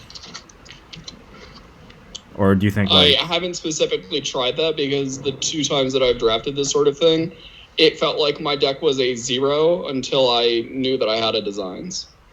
Like, I kind of just had a pile of green cards, got a designs one time, then the other time was I had just drafted designs and I was like, oh, there's a designs in my opening pack. I'm just going to slam this and see if I can do this thing again. Okay. This is the... So, are you playing the life gain devotion creature in those decks? The life gain devotion creature? What's one that? Green, 2/2 ETB. Yeah, that guy's been good in that deck. Okay. Nice. People like deck is like really strange to me. I think that one green card in any other context just fucking sucks. I agree with what Mark just said. Okay. Can we move Hydra's growth up just a little bit to D+? That's fine. Yeah. I kind of want to move Citizen Skirmisher to like the C- because it's still a reasonable 2-drop. I've been pretty happy with it as a 2 in my green white decks. I know you have plenty of 2s, but like, Is this the Goblin Piker? Yes. Yeah. Ugh, that guy actually playable? I Yeah. agree. I kind of agree with what Corey said. That dude sucks. No, My this card was experience has been I put the -1 health enchantment on this, or if I put it in my deck, it's only because it has a green pip on it. It's good if you have Pious Wayfarer in your deck. Like, yeah, I've had it you be good in just- green white deck. It doesn't trigger Pious Wayfarer though. Can't be that good. Yeah, like you say it's good. I mean, you're not playing it over Transcendent Envoy, I assume. Like, Yeah, it maybe. fights really well with the fight aura, kind of well, but like just for Yeah. 2. I also had like one game where I curved like or this thing into like Sentinel's Eyes Hornbeetle and triggered my Hornbeetle, and then that was I a also had a powerful trigger curve. Hornbeetle with Sentinel's Eyes, exactly. Yeah. Okay, that's cute. I haven't drafted white green, so that would explain why I do not like this card at all. I do It think does it's actually only sound a like white it green could be card. pretty good in white green. okay, that's good to know. But yeah, it's still also like filler in there's white been spots where I'm on the draw and it lets me fight an annoying 3-drop or something. But Okay. I'm gonna move Plummet up because it's Plummet, but only that far. Will we talk about this devotion deck in the archetype meetings? I don't really get it at all. Yeah. We'll get there. We're gonna. Max. It's not a max deck. You don't have to worry about it. Well, I okay, would let's love resolve to this, see and then we'll get there. Corey just like post something even like if Yeah, we there's could- if we could cards talk that he about ranks Jack's higher deck. for it and stuff that he ranks lower for it. Yeah, I can do a write up of that also. That would be Sounds terrific. good. Yeah, that way I don't have to take up 15 minutes of y'all's time. I'll do that tonight. the Shopkeeper's deck has so few creatures, it's like kind of weird to me. So Let's- what? Can we go back to green momentarily? Is Arachneer really that like I understand? Like I'm just wondering cases where you're like not actually having escape cards. Then you play it. That's what it says. If it's their only escape card, it's going to be fine. Okay. Okay. Even then, I kind of don't want that card. The front is just not a card. But Well, it's You just block with it. Let's talk about some gold cards. Just to keep this moving so we can get through most archetypes. I would like to make an argument that Staggering Insight is an A-. That card is sorry. so... Are we rating these pack one pick one? I think we have to. Yeah. Okay. Then I agree the Stagnant Insight is an A-. Okay. Wait, If so it's in your deck, it's an A. If it's in your deck, it's an utter bomb. Yeah. Yep. Are any of you... Is it like Eutropia an A-? I don't think so. Okay. no, wait, just I kind of want her down one. just to clarify about the Staggering Insight, are you picking it over Final Death? Matt, I would I- sweat it real hard. I've been like trying to force it a bit because I didn't have enough experience with it, and like, I felt like I could draft the deck like a medium. I don't know. I guess it was only a few drafts, and it's like kind of high variance, like whether or not it's open enough for you to assemble the deck. But I think at this point I'm not taking it over Final Death, but like just a little bit below it. But like, so maybe a lower A- than those. okay, that's fine. That sounds like that we have it in a reasonable spot then. Okay, that's fair. Apologies for the borks. I mean, so okay, I've only drafted blue green one time, so maybe Alan and other people who drafted it more have a different experience with this card. But when I had this card, it was good. It wasn't even like exceptionally good. Like I don't know. It most does of my something. blue-green decks desperately want this, though. Is the thing. Like, it just changes. It changes the whole deck. I don't know. Like when you have it in play, it's really important to the whole game plan. I have a lot of experience with this card, I think. So I think it is noticeably worse if you are the blue-green splash your cards deck. You're going to end up with a lot more caryatids and stuff like that and like the actual blue-green archetype deck is Constellation, and you were trying to play with like Omen of the Sea and Thirst for Meaning and a lot of enchantments and Brine Giants, and that's why you're happier with the Green Omen and the Wolf Willow Haven and things like that, and you're giving your Brine Giant flying. And so I do think like there's two different kind of green-blue decks where one of them is just like, well, here's the good blue and black cards with my green creatures, and one of them is a Constellation deck. So it sounds like, this is my experience, this card is much better if you take it early and can build around it. And if you open it pack 2 and you're already in green blue, it might not be the best thing. Yeah. Sure, but like overall, like are we actually taking it at a B+ level? Like I kind of want it lower. Yeah, it sounds like it ends up in the green-blue deck that we don't like. And also, like, even if it ends up in that deck, like, I mean, is it really even, like, Pack and Pick when you're taking this over Heliod's Pilgrim? Like, I think I'm taking Heliod's Pilgrim. I don't think I'm taking Heliod's Program over Pack One Pick One, but I'm for sure taking Myers Grasp over it. Yeah, I'm taking Acolyte over it too. It could be a high B. I'm fine with it being a high B. Are we taking Illyrios over it? Yeah. We're taking Elspeth's Nightmare over it? Yeah. Yeah. We're taking Loathsome Kind. Oh, no. We're taking Warbriar Blessing? Yes. Okay, cool. High B. Yes. Acolyte, I'm fine in B+. That card is just good. Yeah. Agreed. Yeah. Okay. What about these other cards? I think really Rise good. to Glory kind of needs to be lower because Yes. in order for it to hit its ceiling, you need other cards that are just like first picks. Apathy and Myers Grasp, most importantly. And so I think you just need to take those cards first and hope you get this later if you're the black-white person. It's very good, and once you have those things, it's just, like Chupacabra with a much better body or something. Also, I think in those black-white decks, you want to play things like Funeral Rites and Hierophant to help fuel it, and maybe some escape stuff too. I think you should move Devour of Memory down at least one. Like, Devour of Memory, I haven't been that impressed by that card in blue-black. Like, it's fine, but I don't... I'd like to hear... So Alex had it be terrific for him, apparently, and it was a key part of him 3-0ing at the Grand Prix. Okay, maybe he knows... I don't think... Yeah, I'm really super high on Devourer. I would, we were talking about Utopia, and I'm, pretty low on Utopia, but I would take Devourer in all the spots that we wouldn't take Utopia. I think it's just, so fundamental to what you want to be doing in a lot of your blue and black decks. You just get a free crack for 3 with a lot of other cards that you want to be playing, like the Hierophant or Mire Triton or Funeral Rites. And then, even in the late game, you can activate it twice just to get it up to 4 and finish the game faster. I don't know. I think this card's amazing. Alex. Yeah, I agree. I'm blue-black a lot, and the nice thing with the card is that the format's so bomb-centric, and it's just a way to, steal games when, your opponent plays one. You're just here's 4 unblockable. I just think it's not I just think attacking is not really what blue-black is about. I get that, randomly calling them is fine, and I'm not saying, that's not desirable. I'm just saying, blue-black, what it needs is, removal and, ways to win the late game, and having attacker is just not important. But blue black has a ton of good removal. It's this kind of effect is is harder to replace, right? But this is a way to win the late game. This is a pretty good late game card. I will say that I've had spots with this card where I just couldn't mill myself because I didn't have enough cards in my library, or I had cards I couldn't afford to mill. But why is this so much better than Goal or something like that? It does a little bit more damage. If you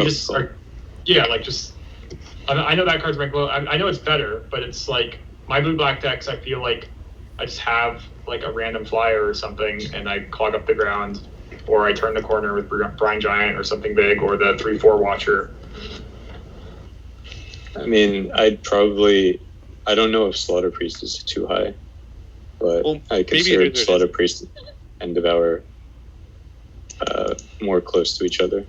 I do think Devour is better than all the cards I said, but it's not a priority for me to draft them, I guess. Actually, yeah, let me see what else is in B- and other colors. What Jacob's saying is exactly what I'm saying. I think it's I think it's good, I just don't think it's important. Yeah, so B- has Hierophant in black. I'm taking a Hierophant over it. Mogus's favor versus it. Not sure. Favor. I'd take favor.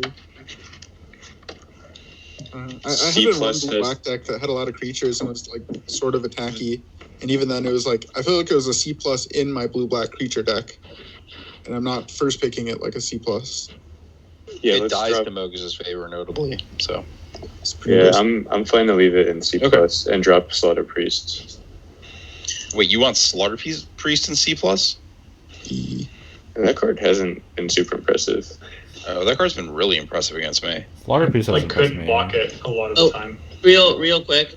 So this is on Utopia. I just recalled for the deck that I had at the Grand Prix that had 4 Utopia, and I went 1-2 with it. I believe that one of the issues was building my deck around just getting triggers as opposed to using it more as like a Renata type card.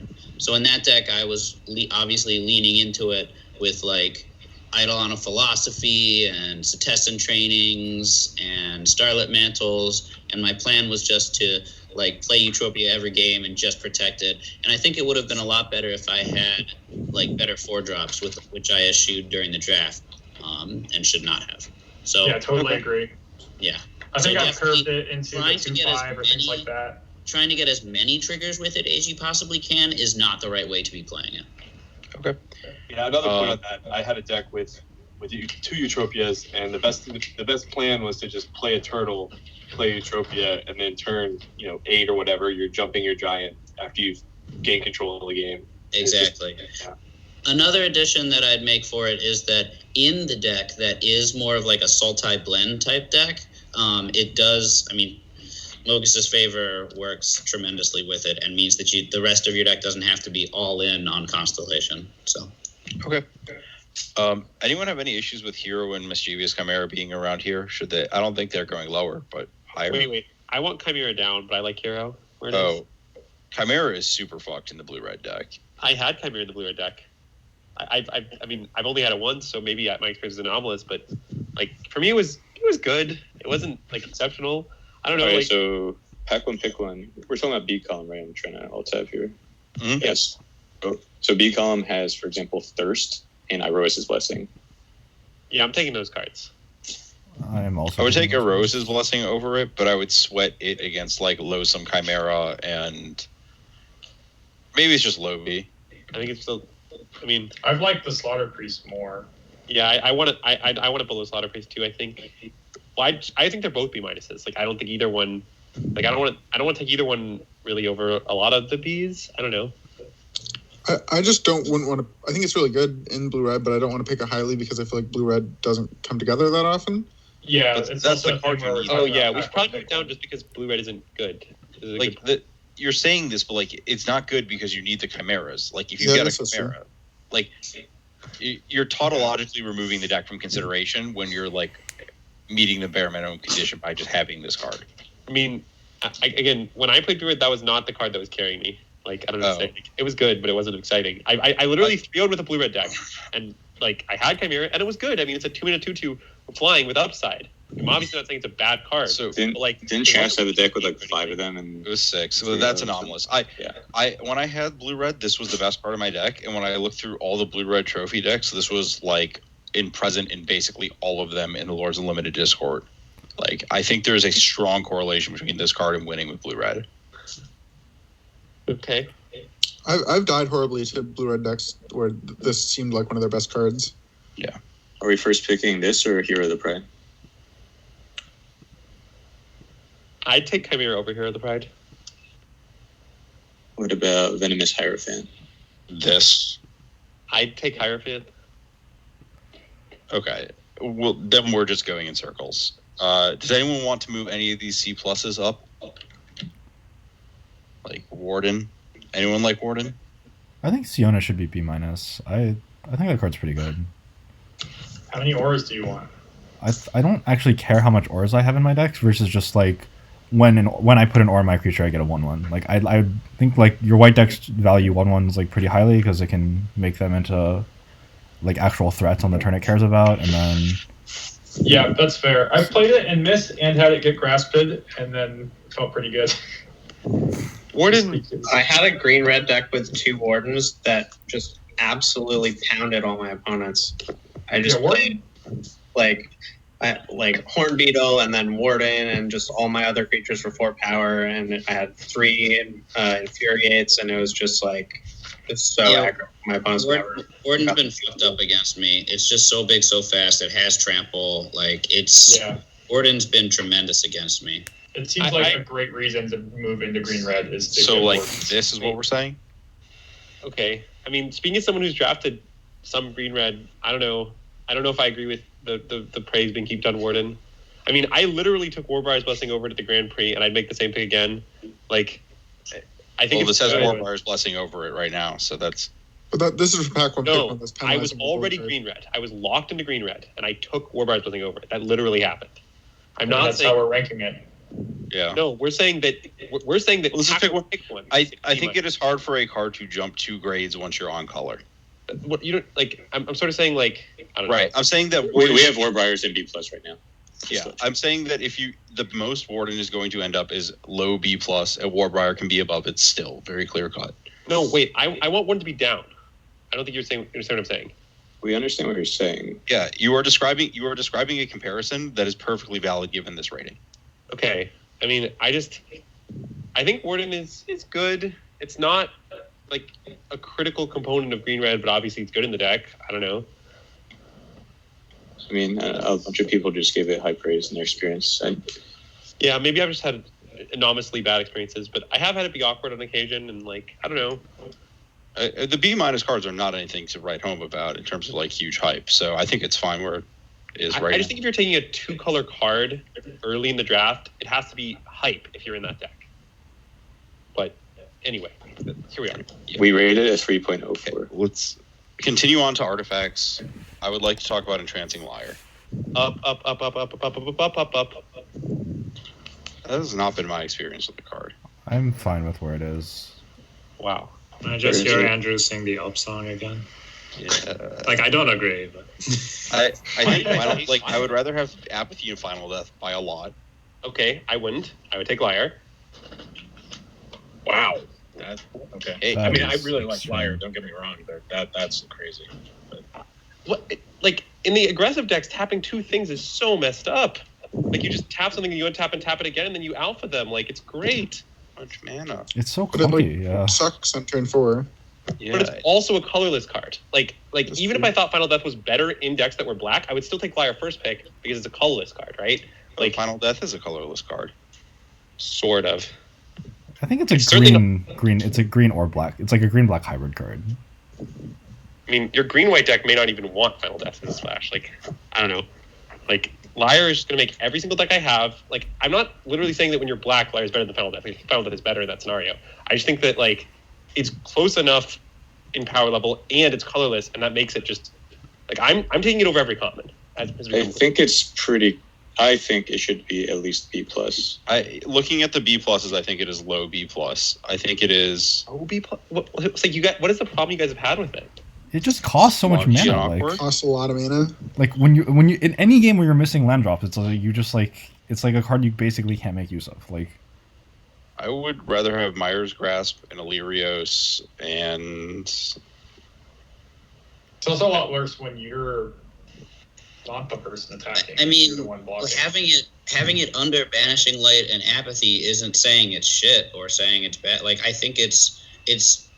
Like in most of these, it's better than every blue common. Is it better than every green common? Basically, like yeah, like it's just that it's not like Banishing Light or Horn Beetle or Shimmerwing or Freak. That's fine. I think the conflict just recently was whether to put it at like low B+ or high B+. And I would have had an issue with low B+. Yeah. It's okay. Oh my god, why do you guys hate it? Can we go, let's move on to the other cards? Because I would like to get to archetypes tonight. So we have these cards. Does anyone have comments on any of these random artifacts? The Wings has been killing me in my blue decks with turtles a lot more than I've wanted to. Like the green decks, it's against the green decks. Like it is a very good green card against blue, I think. And it's also fine in red. Yeah. Yeah, sure. I have less experience with that. They just like because I also like the 2/5 in my blue controlling decks. Not like as high as turtle, but like it passes the test of what I wanted to do. And the Wings just really messes me up a lot of the time when they just have big flyers and I have to suddenly kill every single creature they play instead of adding blockers. I'm fine throwing this into low C. I would like to move Ultra the Pantheon down. I've been pretty meh on this card.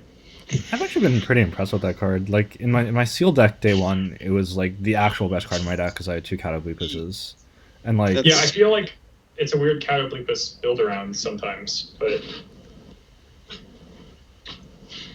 like if you're I like think it also gets a lot better if you have a demigod or god. Yeah, or Heliod.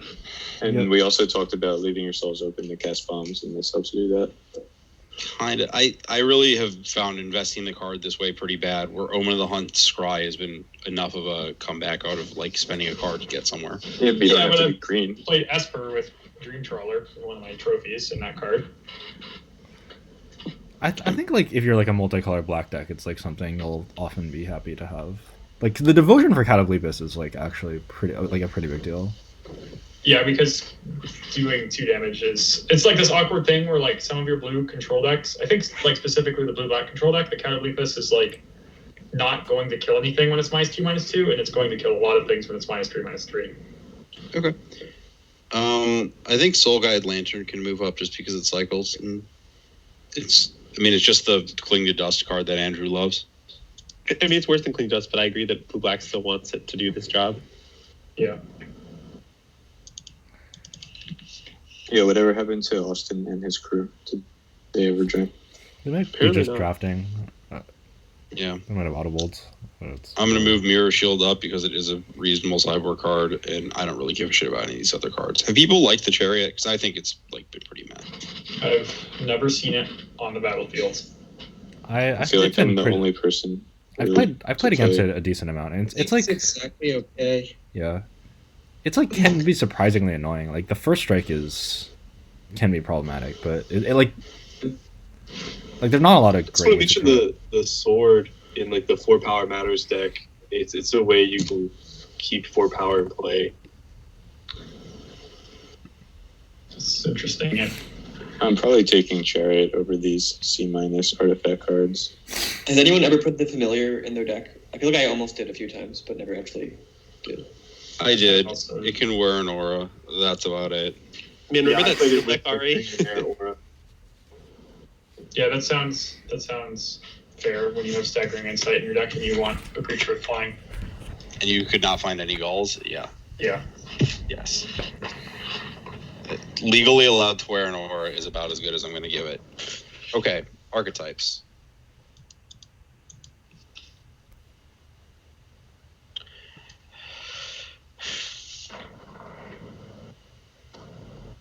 Great. So, do we have any notable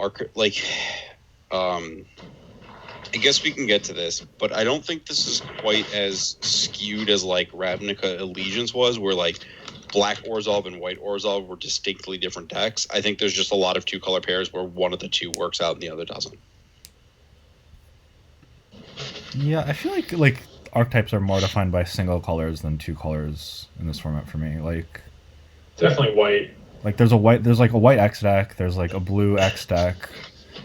And like like blue, like the blue X deck is most typically blue black because black has the best and most plentiful removal. But like if you have like a Storm's Wrath or whatever, you can draft blue red control or whatever. I don't think there's a difference between like blue black and black blue though. I think those decks are doing the same thing. Agree. And we'll call out the spots where it's different. Like white, we'll just make it clear that like all the decks are base white except for like the blue white deck.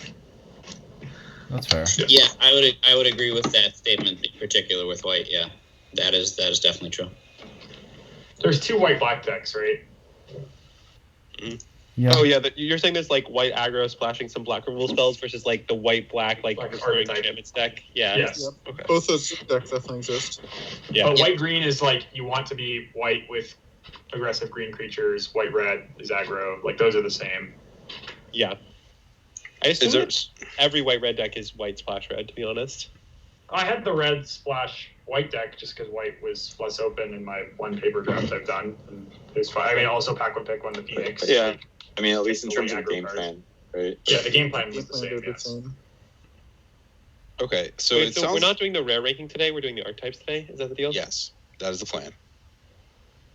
Yep.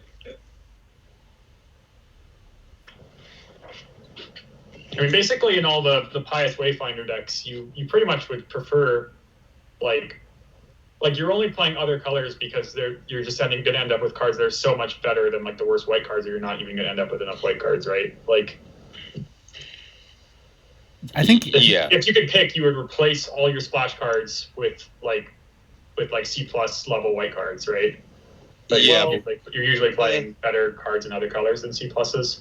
I mean, I don't know. It's complicated. I mean, Rapid Flames is kind of irreplaceable. I don't know. Well, Rapid Flames. That's just not been the card that's like been like, I don't know. I've been winning with my white decks without Rapid Flames. Like, oh, I agree. I'm not saying that you wouldn't. I'm just saying that, like, if you have a white-red deck and you have a bunch of Rapid Flames, like, I do not believe it's like the option to replace them with C plus white cards. Are there any archetypes here that should be further delineated? Do we want to put a split between blue green constellation and multiple color? Yeah. Yeah. That was the only one I thought of. I think we're good with everything else. So is there like secretly 3 white blue decks, or not really? Is white splash blue just usually because you have insight or really busted blue cards like Illyrios or things like that? I wouldn't say bust. Like, you can just have like insight or mantle or stuff like that. Like, it doesn't take a ton. Okay. Yeah, I don't want to split 3 ways on it. Yeah, we don't want to differentiate between like go tall versus go wide white strategies, or we don't care. They are kind of maybe we should split white that way, just like white aura, or just that's fine. They do kind of intermix. I don't know. It does. It's not entirely clean. I think black red. You could maybe have one that's like leaning more like the sacrifice stuff, and one that's just escape patrician aggro.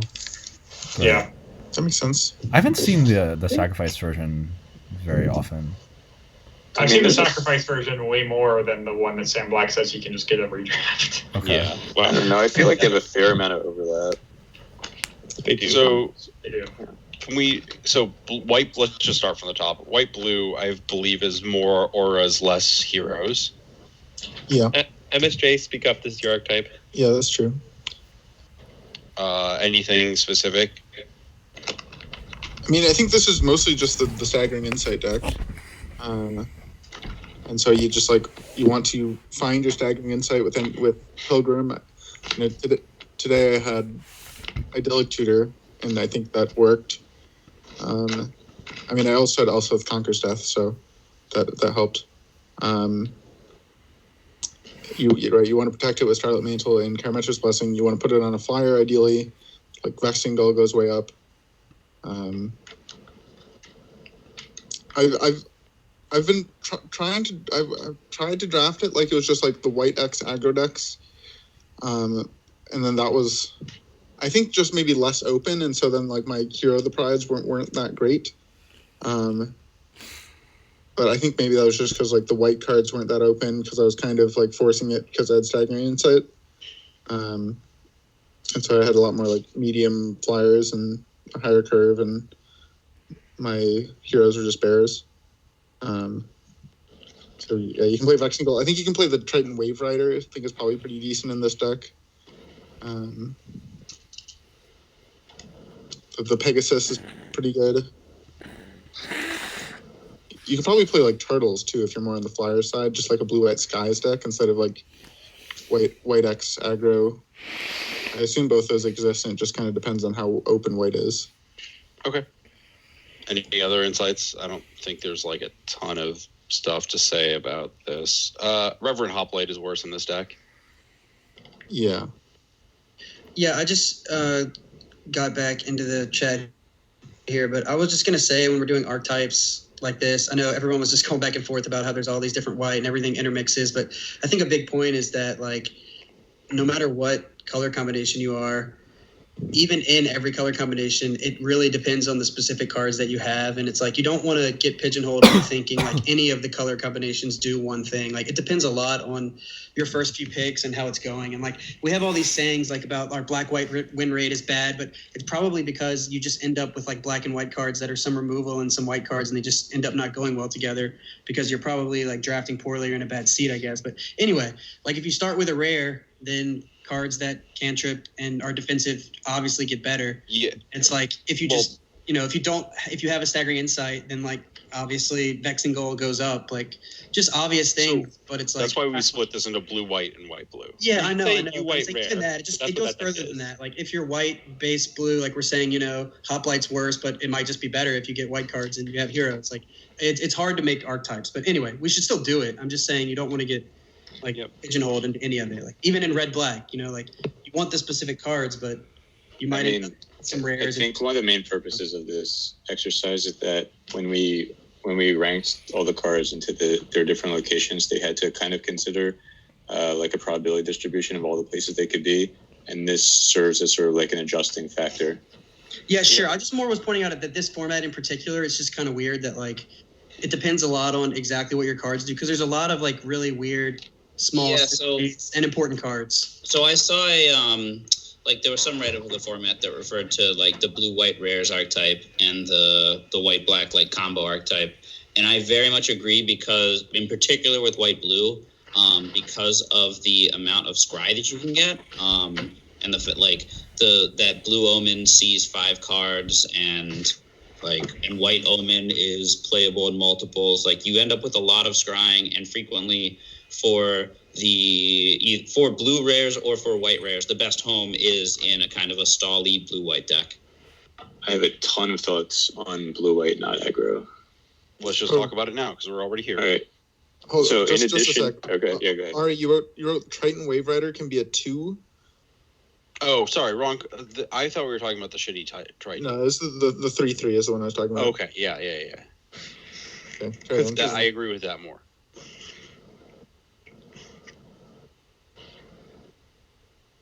Cool. Continue. Okay, so in addition, the rares and cards that can win the game on their own, I feel, are pretty important in blue-white. I've had games with blue-white control where like I had Thirst going and I had some card advantage going, but notably You just disconnected. Yeah, you just dropped out, Mark. Well, okay, so before he gets back, I also kind of agree with him, and in fact, I think there is I've drafted blue, I think, the most, and there's a pretty big correlation between the power level of my rares and the number of wins I get, and I think that's pretty noteworthy. And I haven't even gotten like mythics, but it's not even like super high power level. It's just like you were trying to play a late game kind of thing. My blue-black decks, like I think I've had Nightmare Shepherd in a couple of them, and then it makes things like having a single black omen go way up or things like that. And you are just like eventually there's like 2 ways to win. Either like you draw way less lands than your opponent because you have blue omens and Thirst for Meanings, or you just have like a card that is just going to beat them, and you find it. Yep. I think I had Can we talk about white black while we wait for Mark? Base white, splash black. What's going on here? I think this is just white aggro, except you have black removal. Like I feel like the white aggro deck is like if you could choose to be mono white, you typically would, but you don't get enough dreadful apathies. So yeah, I think that's exactly what I was talking about before, and this one is probably most like that, where you're just like Tommy. I drafted this deck once also, and I think there's a few. It is that, but there's a few other things like Lampad was really good, especially with Hoplite. I mean, you can just murder them. And Mogis' Favor is a really nice target for Heliod's Pilgrim that plays well with. It's like a Sentinel's Eyes, but a bit better maybe.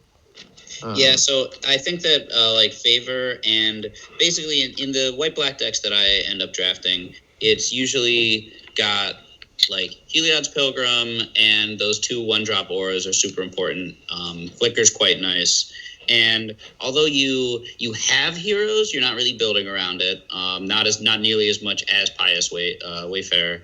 And generally, I've found that those are pretty much those 2 auras are really the only escaping that I do.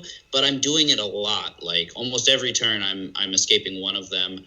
And so I'm happy to have a Funeral Rites. I'm happy to have Hierophants. And yeah, it's mainly just ensuring that the creatures that I get to attack and block with are basically always winning in combat because they're sticking around with Indomitable Will and Sentinel's Eyes on them and things like that.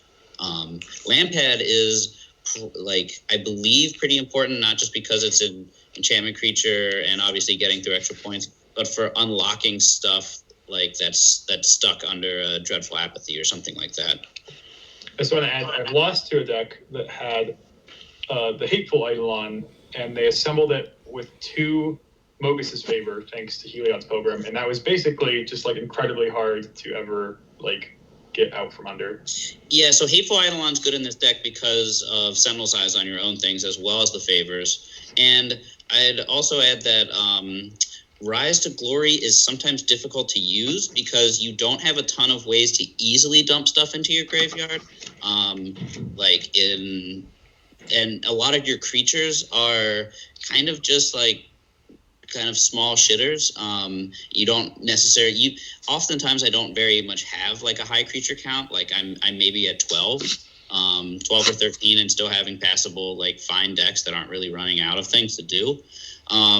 And also this can be, I believe that this is a safe thing to do. Like I'm considering trying to go into every draft expecting to be white, and this is a safe fallback if like the mono white or near mono white or hero based decks don't come together. I feel because there's a lot of things like having a rumbling sentry in the deck is fine and is going to win you some games against specific archetypes. So to me, like what's being described here is more like the like actual white black deck versus white splash black aggro. I don't think what Tommy's describing is white splash black.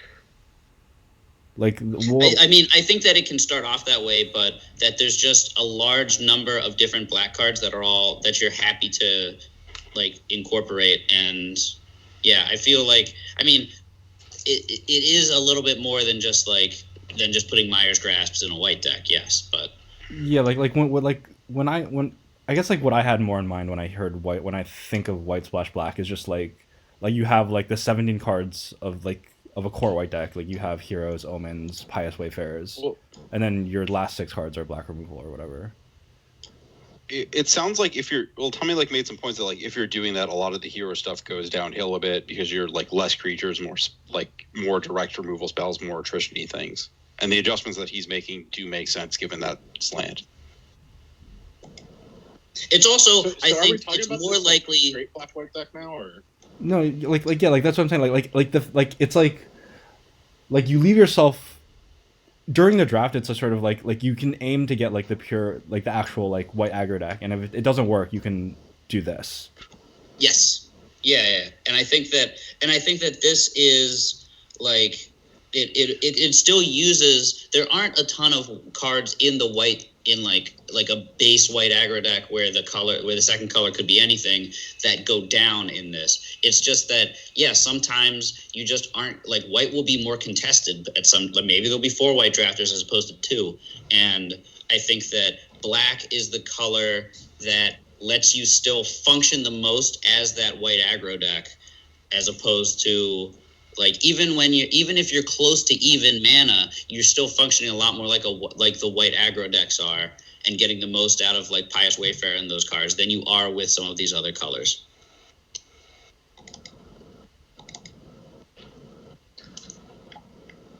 Yeah, I guess like my reading that is like the cards you want in your white aggro deck go down and take like a lower hitting quality in this deck than they would in like a base red splash white or whatever.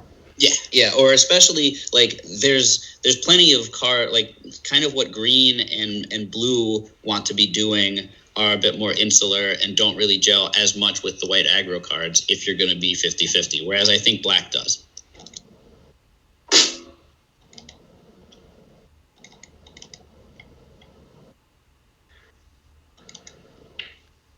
I do feel like white aggro is like kind of complicated because it's like you do have like the pure like platonic version where you just have like 3 to 4 Wayfarers, like 3 to 4 omens, like as many omens as you can get, as many heroes as you can get, and then like ways to trigger your heroes, and sort of but you'll only ever get that when white is like wide open, and so you sort of have to leave yourself a lot of plans to get a functional deck even when that's not available. And but when you do get that ideal deck, it's sort of like your second color is like not a big part of your game plan. Yes. Now, I don't have as much experience with like what happens if you have to go into white. Like if you have to do that same thing but with red instead of black. It sounds like doing that with red instead of black actually leads to a different deck where something like Sentinel's Eyes is not that deck's nearly as rancid. important as Don't getting play that like deck. Hero What of deck- the Pride. What deck do you mean? Well, the deck that I mean to aim for is like the white aggro deck that has maybe 5 cards of a different color. But if you're not able to get 4 Pious Wayfarer, you're only able to get 1 or 2 or 1 hero as opposed to 3, it's figuring out, okay, how do I find cards from black or from red or a different color that fulfill the same objectives as what the white cards would be? And I'd like to hear what the best way to do that with some of the other colors are than black. And what I was trying to explain with black is like that's like Funeral Rites is actually quite good in white black, even though it's not based around escape, just because it's just happened to be great for me. Yeah, I think that's sort of like what happened in my first draft of GP New Jersey, where it's like I didn't think white was cut, but just like not a lot of white was opened at the table, and so my like white aggro deck still had to be a lot of red cards. But like the white aggro, like it doesn't actually matter what your creatures are in the white deck. So like it was fine that all my creatures were red. It was still like the white aggro deck because I still had enough heroes and enough like the core white cards. White red deck is something different. Like there isn't like a white splash red archetype and a white red archetype. They're just the same. Like I don't say like I understand that one is more white cards, but they have exactly the same game plan. If you have more Wayfarers, the white cards are better because you're going to have more enchantments in white, right? Yeah, I mean, there'll be small stuff like that where the enchantment theme stronger on the white with the white cards, and yeah, like I mean, I've had a small ferocious theme if you have more red cards, but see, I think that like there's definitely white. I've found that there's white red decks that are like where you want more Pious Wayfarers than Heroes of the Pride, and I've found ones where you want the opposite. Yes, but I think that's also true of mono white decks. Yeah, like what I'm saying is I want to know what red cards fit in, like basically like when to value Karametra's Blessing ahead of Sentinel's Eyes and vice versa, or things akin to that. I mean, I don't know. The number one thing that happens I don't know. I've drafted white red a couple of times. My experience with it is just that like when you're a 9/8 white red deck, it's not that different from being a like 10/6 white red deck, if that makes sense. Like you want Wrap in Flames, you want the red heroes, like you want random red creatures are fine, like you don't want Omen of the Forge at all, like, but that's just true in both of them. Like it's not different. Well, I guess I've found that there are white red decks where I want Indomitable Will over Wrap in Flames. Like, yeah, but you're saying that like you want it. I'm getting the impression that you want to be the hero deck only, like that you think that all the white red decks are hero decks, like exclusively. I think. Well, I could imagine one not being it, but I do think that like red lends itself to being the hero deck a lot more than anything else. It is worth noting that like Omen of the Forge is really nice with Pious Wayfarer. Like Pious Wayfarer could make like Omen of the Forge into like a full 2-for-1. Yeah, I mean, I understand what you're saying. I've literally cut Omen of the Forge from a Pious Wayfarer deck in white red before. Like, yeah, I also had the white red deck where I did side in the Omen of the Forge versus deck 2 toughness creatures, but I just didn't start it over my tricks. Like you just there isn't a lot of space because the problem is that Wrap in Flames is eating up space that otherwise you could use for Omen of the Forge, sort of. And I think also Wrap in Flames is amazing. Like my experience with Wrap in Flames white red is this.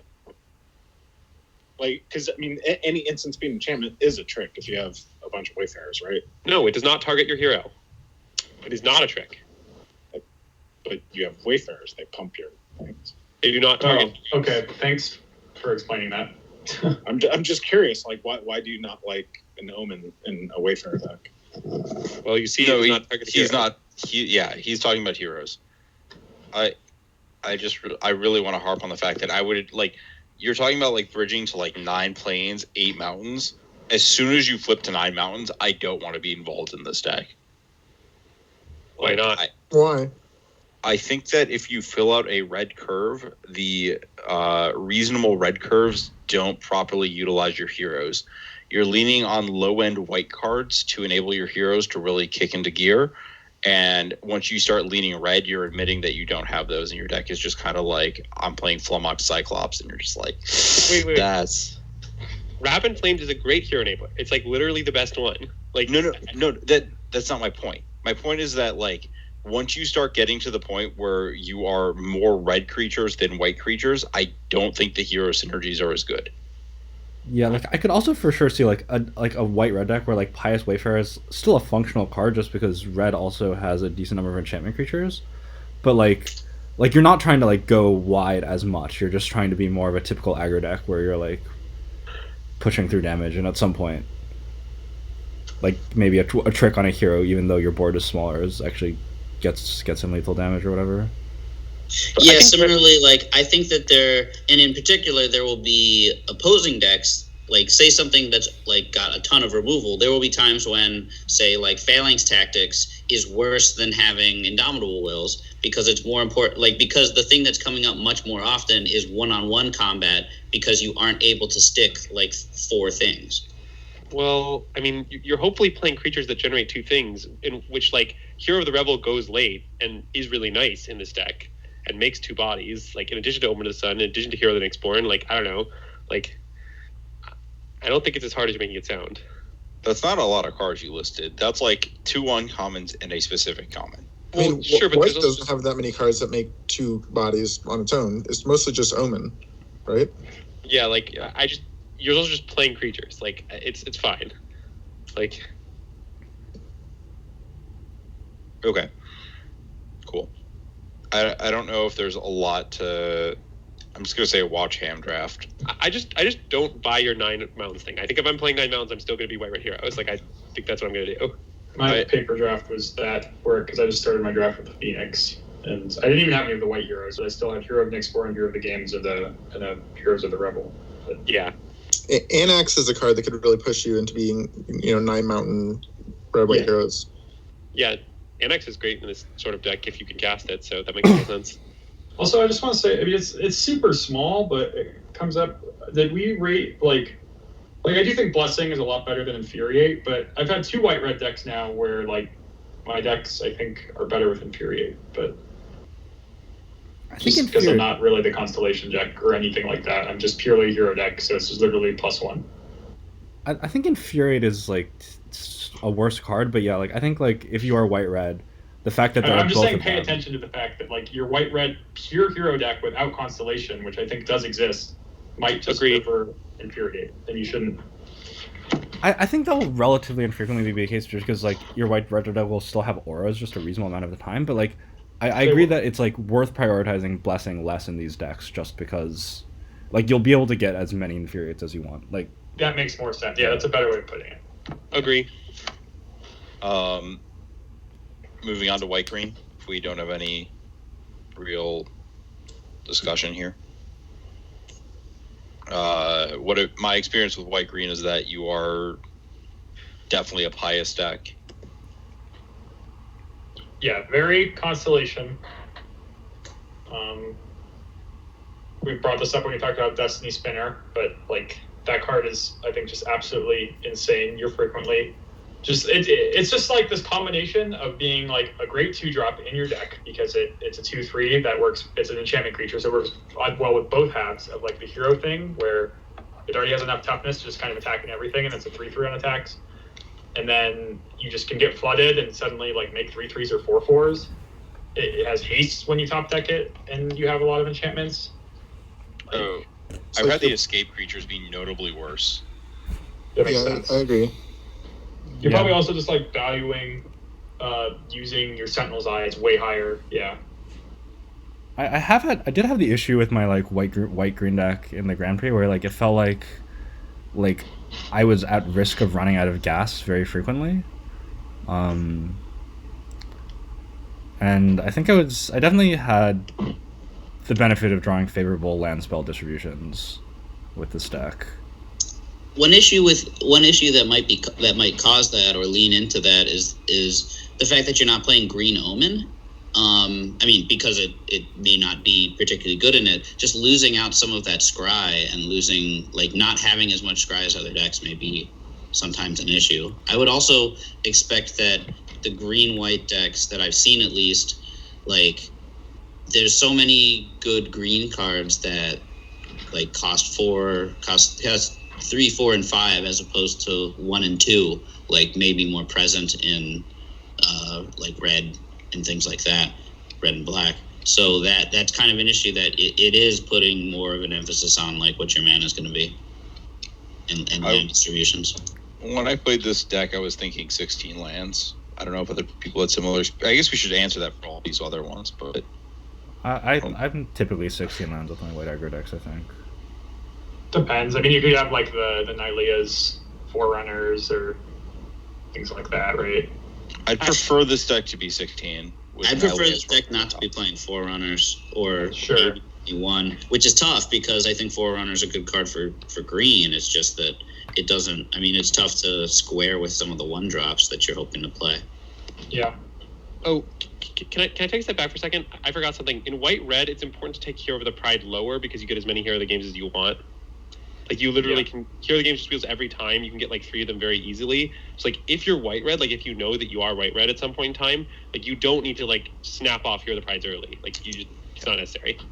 Would you say that, are there other white cards that are kind of, like, replacing it then in that? Like, you're surely, I assume that Pilgrim still, like, is definitely ahead of it because it's able to get red Erois's Blessing. But, like, does White Omen at some point potentially even rise above Hero of the Pride in that if you're deck? playing white-red, you should take Omen over Hero of the Pride. Like if you know you're white-red, you should take Omen with your Pride, like, every time. What red 2-drops? Like Incendiary Oracle or things like that? Would you take that? Yeah, I don't think it... I mean, I'm not sure... I'm not... I wouldn't literally take, like, a random 2-drop over Hero of the Pride. I'm just saying, like... But White Omen is one thing, potentially. I would definitely take White Omen over Hero of the Pride in white-red. Like, obviously, again, you have to know you're white-red to do this, because, like, it's really disastrous if you, like, change to being white-green and you don't have Hero of the Prides, right? But, like, that might happen. Like, let's say you have a Phoenix or Red Bomb, you're very sure that you're white-red for some reason, and then, like, you're just you have this pick, you should just take Omen. Okay. So I want to clear up the 16 land question. Tommy, would you say 16 lands in any of these base white decks? Yeah, I'm good with. See, I've been fine with 17 in the white-black decks, but also because those. I mean, when you have, say, like a Funeral Rites, like it doesn't become nearly as bad. But yes, like I'd prefer 16 if possible. But if I'm expecting to be a little grindier, like then I'm coming up with like 16 and Amulet. The other thing is that in the white black decks I haven't had that much issues with, like, if I need to splash a bomb I still can, because the deck it's not necessarily dependent on curving out. Yep. Something about white green, and I would compare that to white red. I would almost never expect to splash.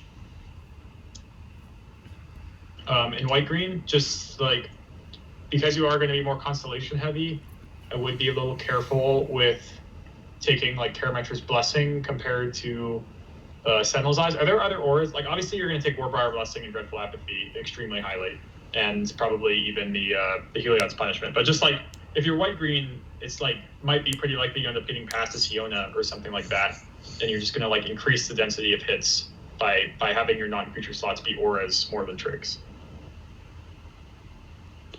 But like, it doesn't matter that much about Dreadful Apathy and Warbriar's Blessing because you're probably just going to take that over most cards anyways. But you're just saying deprioritizing non-enchantment tricks. Yeah, like I would probably just like take as many Sentinel's Blessings over Sentinel's Eyes over Karametra's Blessings as I could.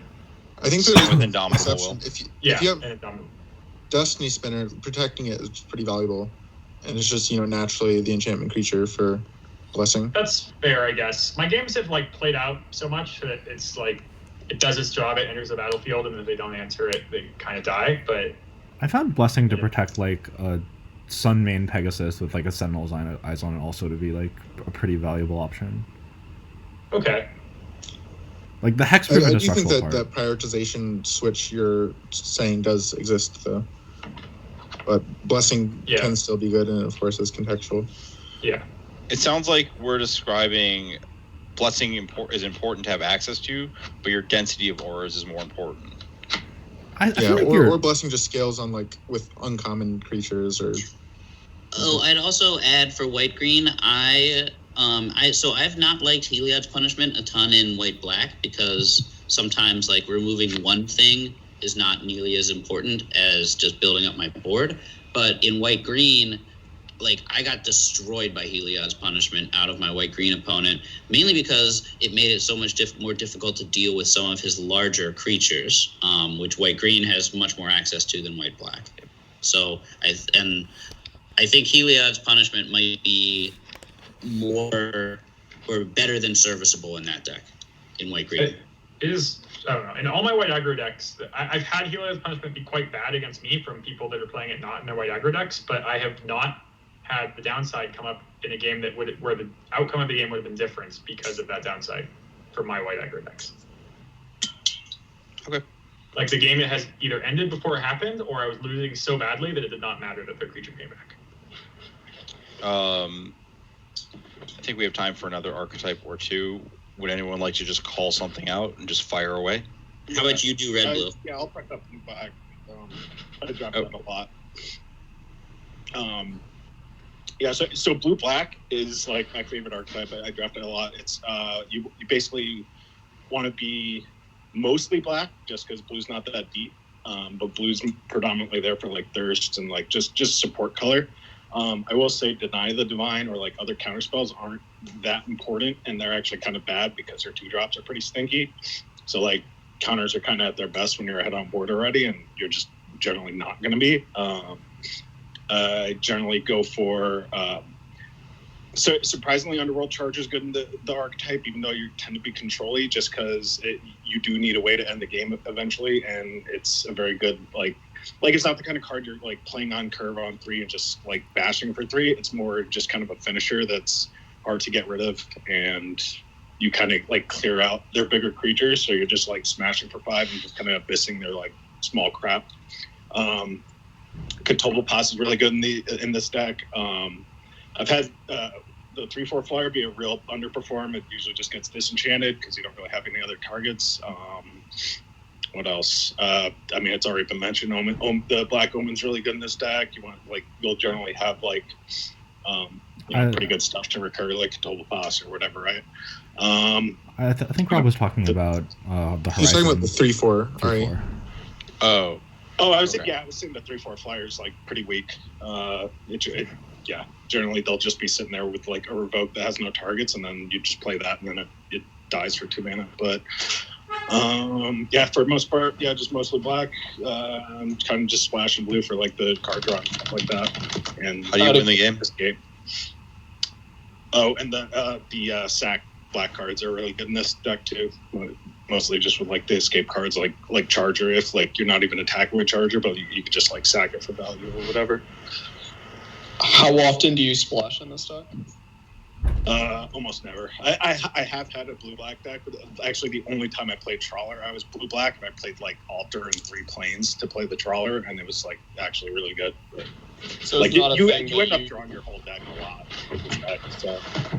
Okay, so you don't end up like splashing Rise of Glory to try to get back a Catoblepus and like a reanimation, do you? I mean that's definitely on the table. I just don't. I don't know. I haven't looked at the numbers. I think I have 10 or 11 blue-black drafts, and I probably splash maybe like 2 or 3 of them. It's not often. I try most of the time I splash it's when I'm base green, but. Okay, gotcha. I will say that I'm a lot higher end of Deny the Divine in these kinds of decks, just because it's like one of the few like truly clean answers to the bigger bombs. I like playing like 1, maybe 2 tops, and it's generally just because like it's awkward because you fall behind on board, especially when like other people are actually playing decent 2-drops and you're not. So like you end up in this awkward spot where you need to answer the board, but then your counter spell's kind of stranded. It sounds like we're describing a similar issue to Karametra's Blessing in the green-white deck, where you want the density of your deck to be in different effects, but you want access to a counterspell. Basically. I almost always have 1 Deny the Divine in these decks, but it's not like a card I want like 3 of or something. I've ended up with 1 or 2 Brine Giant in a lot of these decks, and it's pretty mopey, but like You just have to like have big creatures. I feel like at some point, because you're gonna like, if you don't play enough creatures, or if you can't answer their creatures with your own creatures, then you're just gonna lose to like the green decks or things like that. I feel like you just can't afford to like answer every single thing you play. And I end up attacking with it. And these are like the spots where like I have blue and black omens, so it costs like 5 sometimes, but like you're hoping it costs 5. It doesn't always. It's like 5.5. And then you sometimes this is like the spot where I've been impressed with the Sea God Scorn, even though you think it's awful in the blue black control deck, because I just bounce with my omens and 2 of their things and like get in a hit for 5, and all of a sudden my opponent is the person playing defense against my Brine Giant. But my decks have been a little different. But I don't know. I don't know if, like, I feel like Brine Giant's not the card I actually want to accomplish that, but it's what we have in the set. So I had a blue-green-black deck that was functionally what you are describing, and I agree with the play pattern you are describing. So you play it, and sometimes they don't kill it, and then you're in excellent shape if they don't kill it. Rob, how high do you value the blue-black uncommon in these decks? I was actually just going to talk about that. I found that card to be extremely important. You generally just like you grind your opponent out with these thirsts and like all these other cards like Topaz, all that, and then you just really need a way to end the game. And you have that added bonus of just like you could just steal a game where they play some ridiculous bomb, and you like that's the only thing you can do to win. I don't know. It's been really important in these decks. Like it's not the kind of deck where you're like playing like 2-drop, 3-drop, 4-drop and just attacking every turn. It's not that kind of deck, but it's the kind of deck where you stabilize and you just need a way to win somehow. And that card does it great. And again, like you don't even need to activate it. Like you're gonna play Hierophant, you're gonna play Myra Triton. Like it's quite good. So the first time I drafted blue-black, the deck I had was way more blue than black, and like it had like 2 Naiads, 3 Thirsts, like 3 Omens, and in that deck I would have played actually as many Denied of the Vines as I saw in the draft. Like that was I think I've had that like a couple times too. Yeah, you could definitely be more blue than black and be the instance matter deck. Like if I'll start off with like a Hippogriff or whatever, or I forget what the card's called, but the rare. And then if I start off with that and then I get a final death or something like that, I'm definitely looking to be more play on my opponent's turn. And I agree. I'll play more Deny the Divine than that. And obviously the Lionfish is pretty good in that too. Okay. I guess I will quickly wrap up with the discussion of blue-red from what I've seen. Wait, one more thing on blue-black. I think it's important to have answers to escape creatures in blue-black more so than almost any other archetype. Like you really, really need to deal with them forever. I understand that Deny the Divine and Final Death both do that, but like it's more. I think it's more important to make sure that you land those kill spells on the escape creatures, because like you are going to play a million bazillion turns, so like escape creature is going to keep coming back and is going to be a problem. Like you actually have to solve the problem.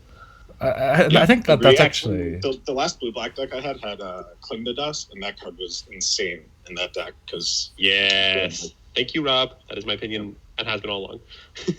So I guess like one more point on Deny the Divine. I think like part of why I think it's good in these decks is like you don't actually have to leave it up to get value from it. Like at some point later in the game, like you can actually just like trade off for their escape creature like by blocking it or whatever, and then you can just leave it to Deny the Divine, knowing you're going to get a good target for it or whatever.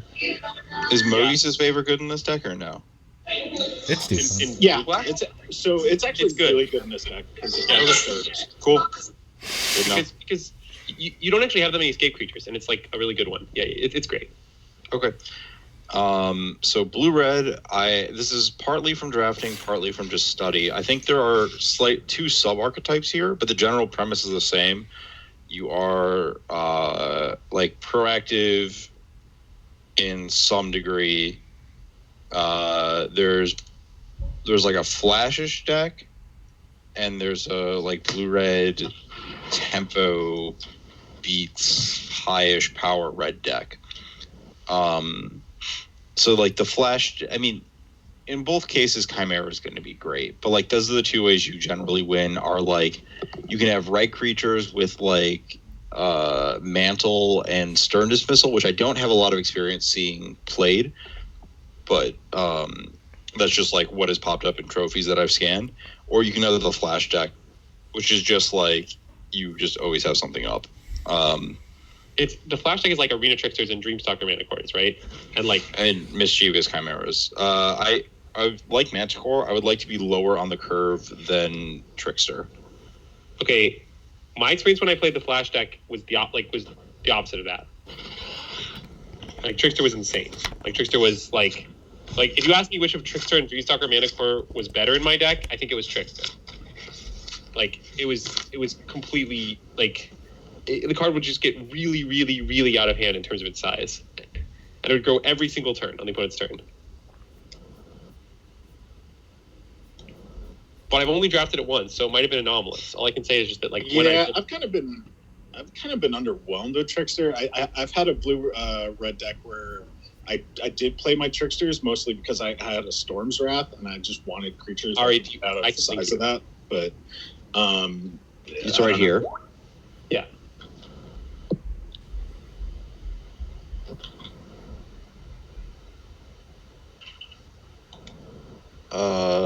Yeah. Oh, Riptide Turtle in the flash deck. Yes, Riptide Turtle was great in this deck. I blocked a lot of creatures that had escape and then blocked the river. I don't really know how to describe the more red aggro-y decks, but they just like have blue tempo cards. Oh, Final Flare is correlated to Omens here. I mean, Omens I think are also just a higher pick in this deck. They're just great because they have flash for the most part. And is this the best? Is this the best Shimmerwing Chimera deck because like you get to like more bounce your Omens to trigger shit? Or? I don't think so. I think that you would not like having a fragile 4-drop in this deck is kind of a recipe for disaster. Wait, I think it might be because like you actually have other enchantment creatures to draw the fire off your Chimera as opposed to like blue-black. Oh, I thought. Can you hear me by the way? Yes. Yeah, I thought blue-green was the best for Chimera. That might be true. It might be like blue-green, blue-red, blue-black. It's really nice in blue-black too because it's sort of like if you can use an Omen to protect the first copy and that gives them just a 1-turn window to find the second answer. Like, I mean, the Chimera is just really good. I don't know. Like, I feel like not really worth discussing where it's best. Yep. Yeah. I think, but yeah, right. The other question I was going to have is like, how good is the draw card escape card in this deck? Because it's like there's very few ways to like recursively trigger the instant stuff, and like it's better because you have the least amount of escape most of the time, right? Yeah, it's unexciting, but it's whatever. I don't know. This deck's very low on escape for sure. I do feel like the Glimpse of Freedom card is kind of being mischaracterized because like it also fuels your escape. Like that is true, but you don't really have. I assume we're still talking about blue-red. You don't really have stuff to escape with it. No, yeah. I'm saying like even if you have other escape cards, that's not a reason not to play that card because it puts your card in your graveyard at like a very low cost. And if you don't have any other escape cards, then you can use that.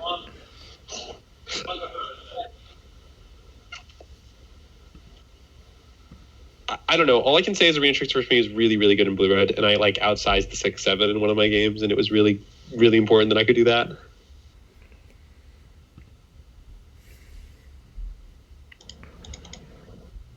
Oh, this is the best Stern Dismissal deck by a lot.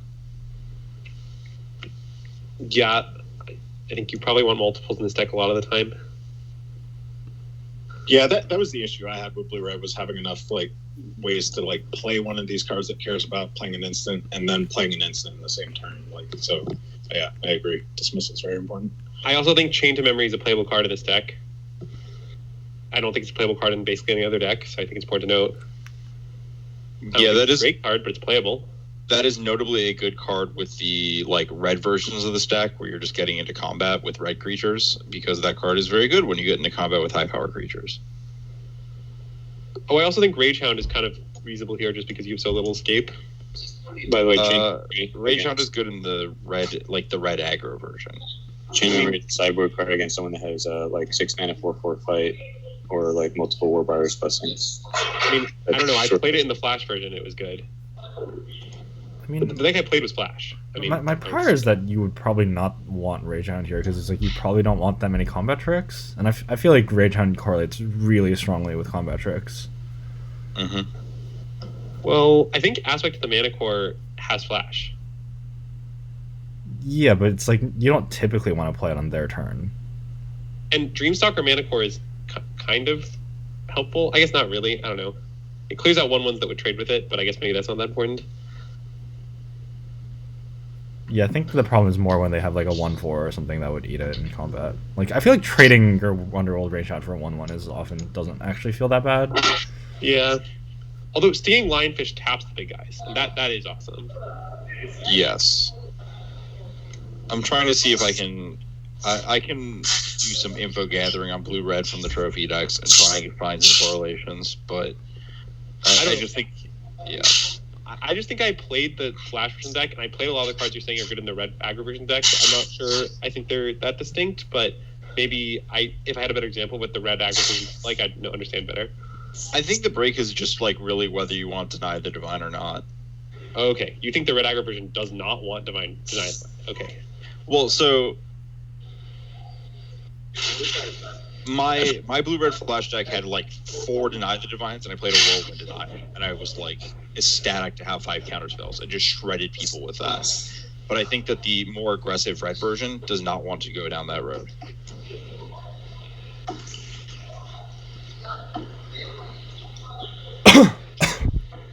All right, should we call it a night there? I think that's about a night, and we'll pick back up with the other archetypes and rares tomorrow. Nice. Okay. Bye, everyone. Good night, everyone. Later. Good night.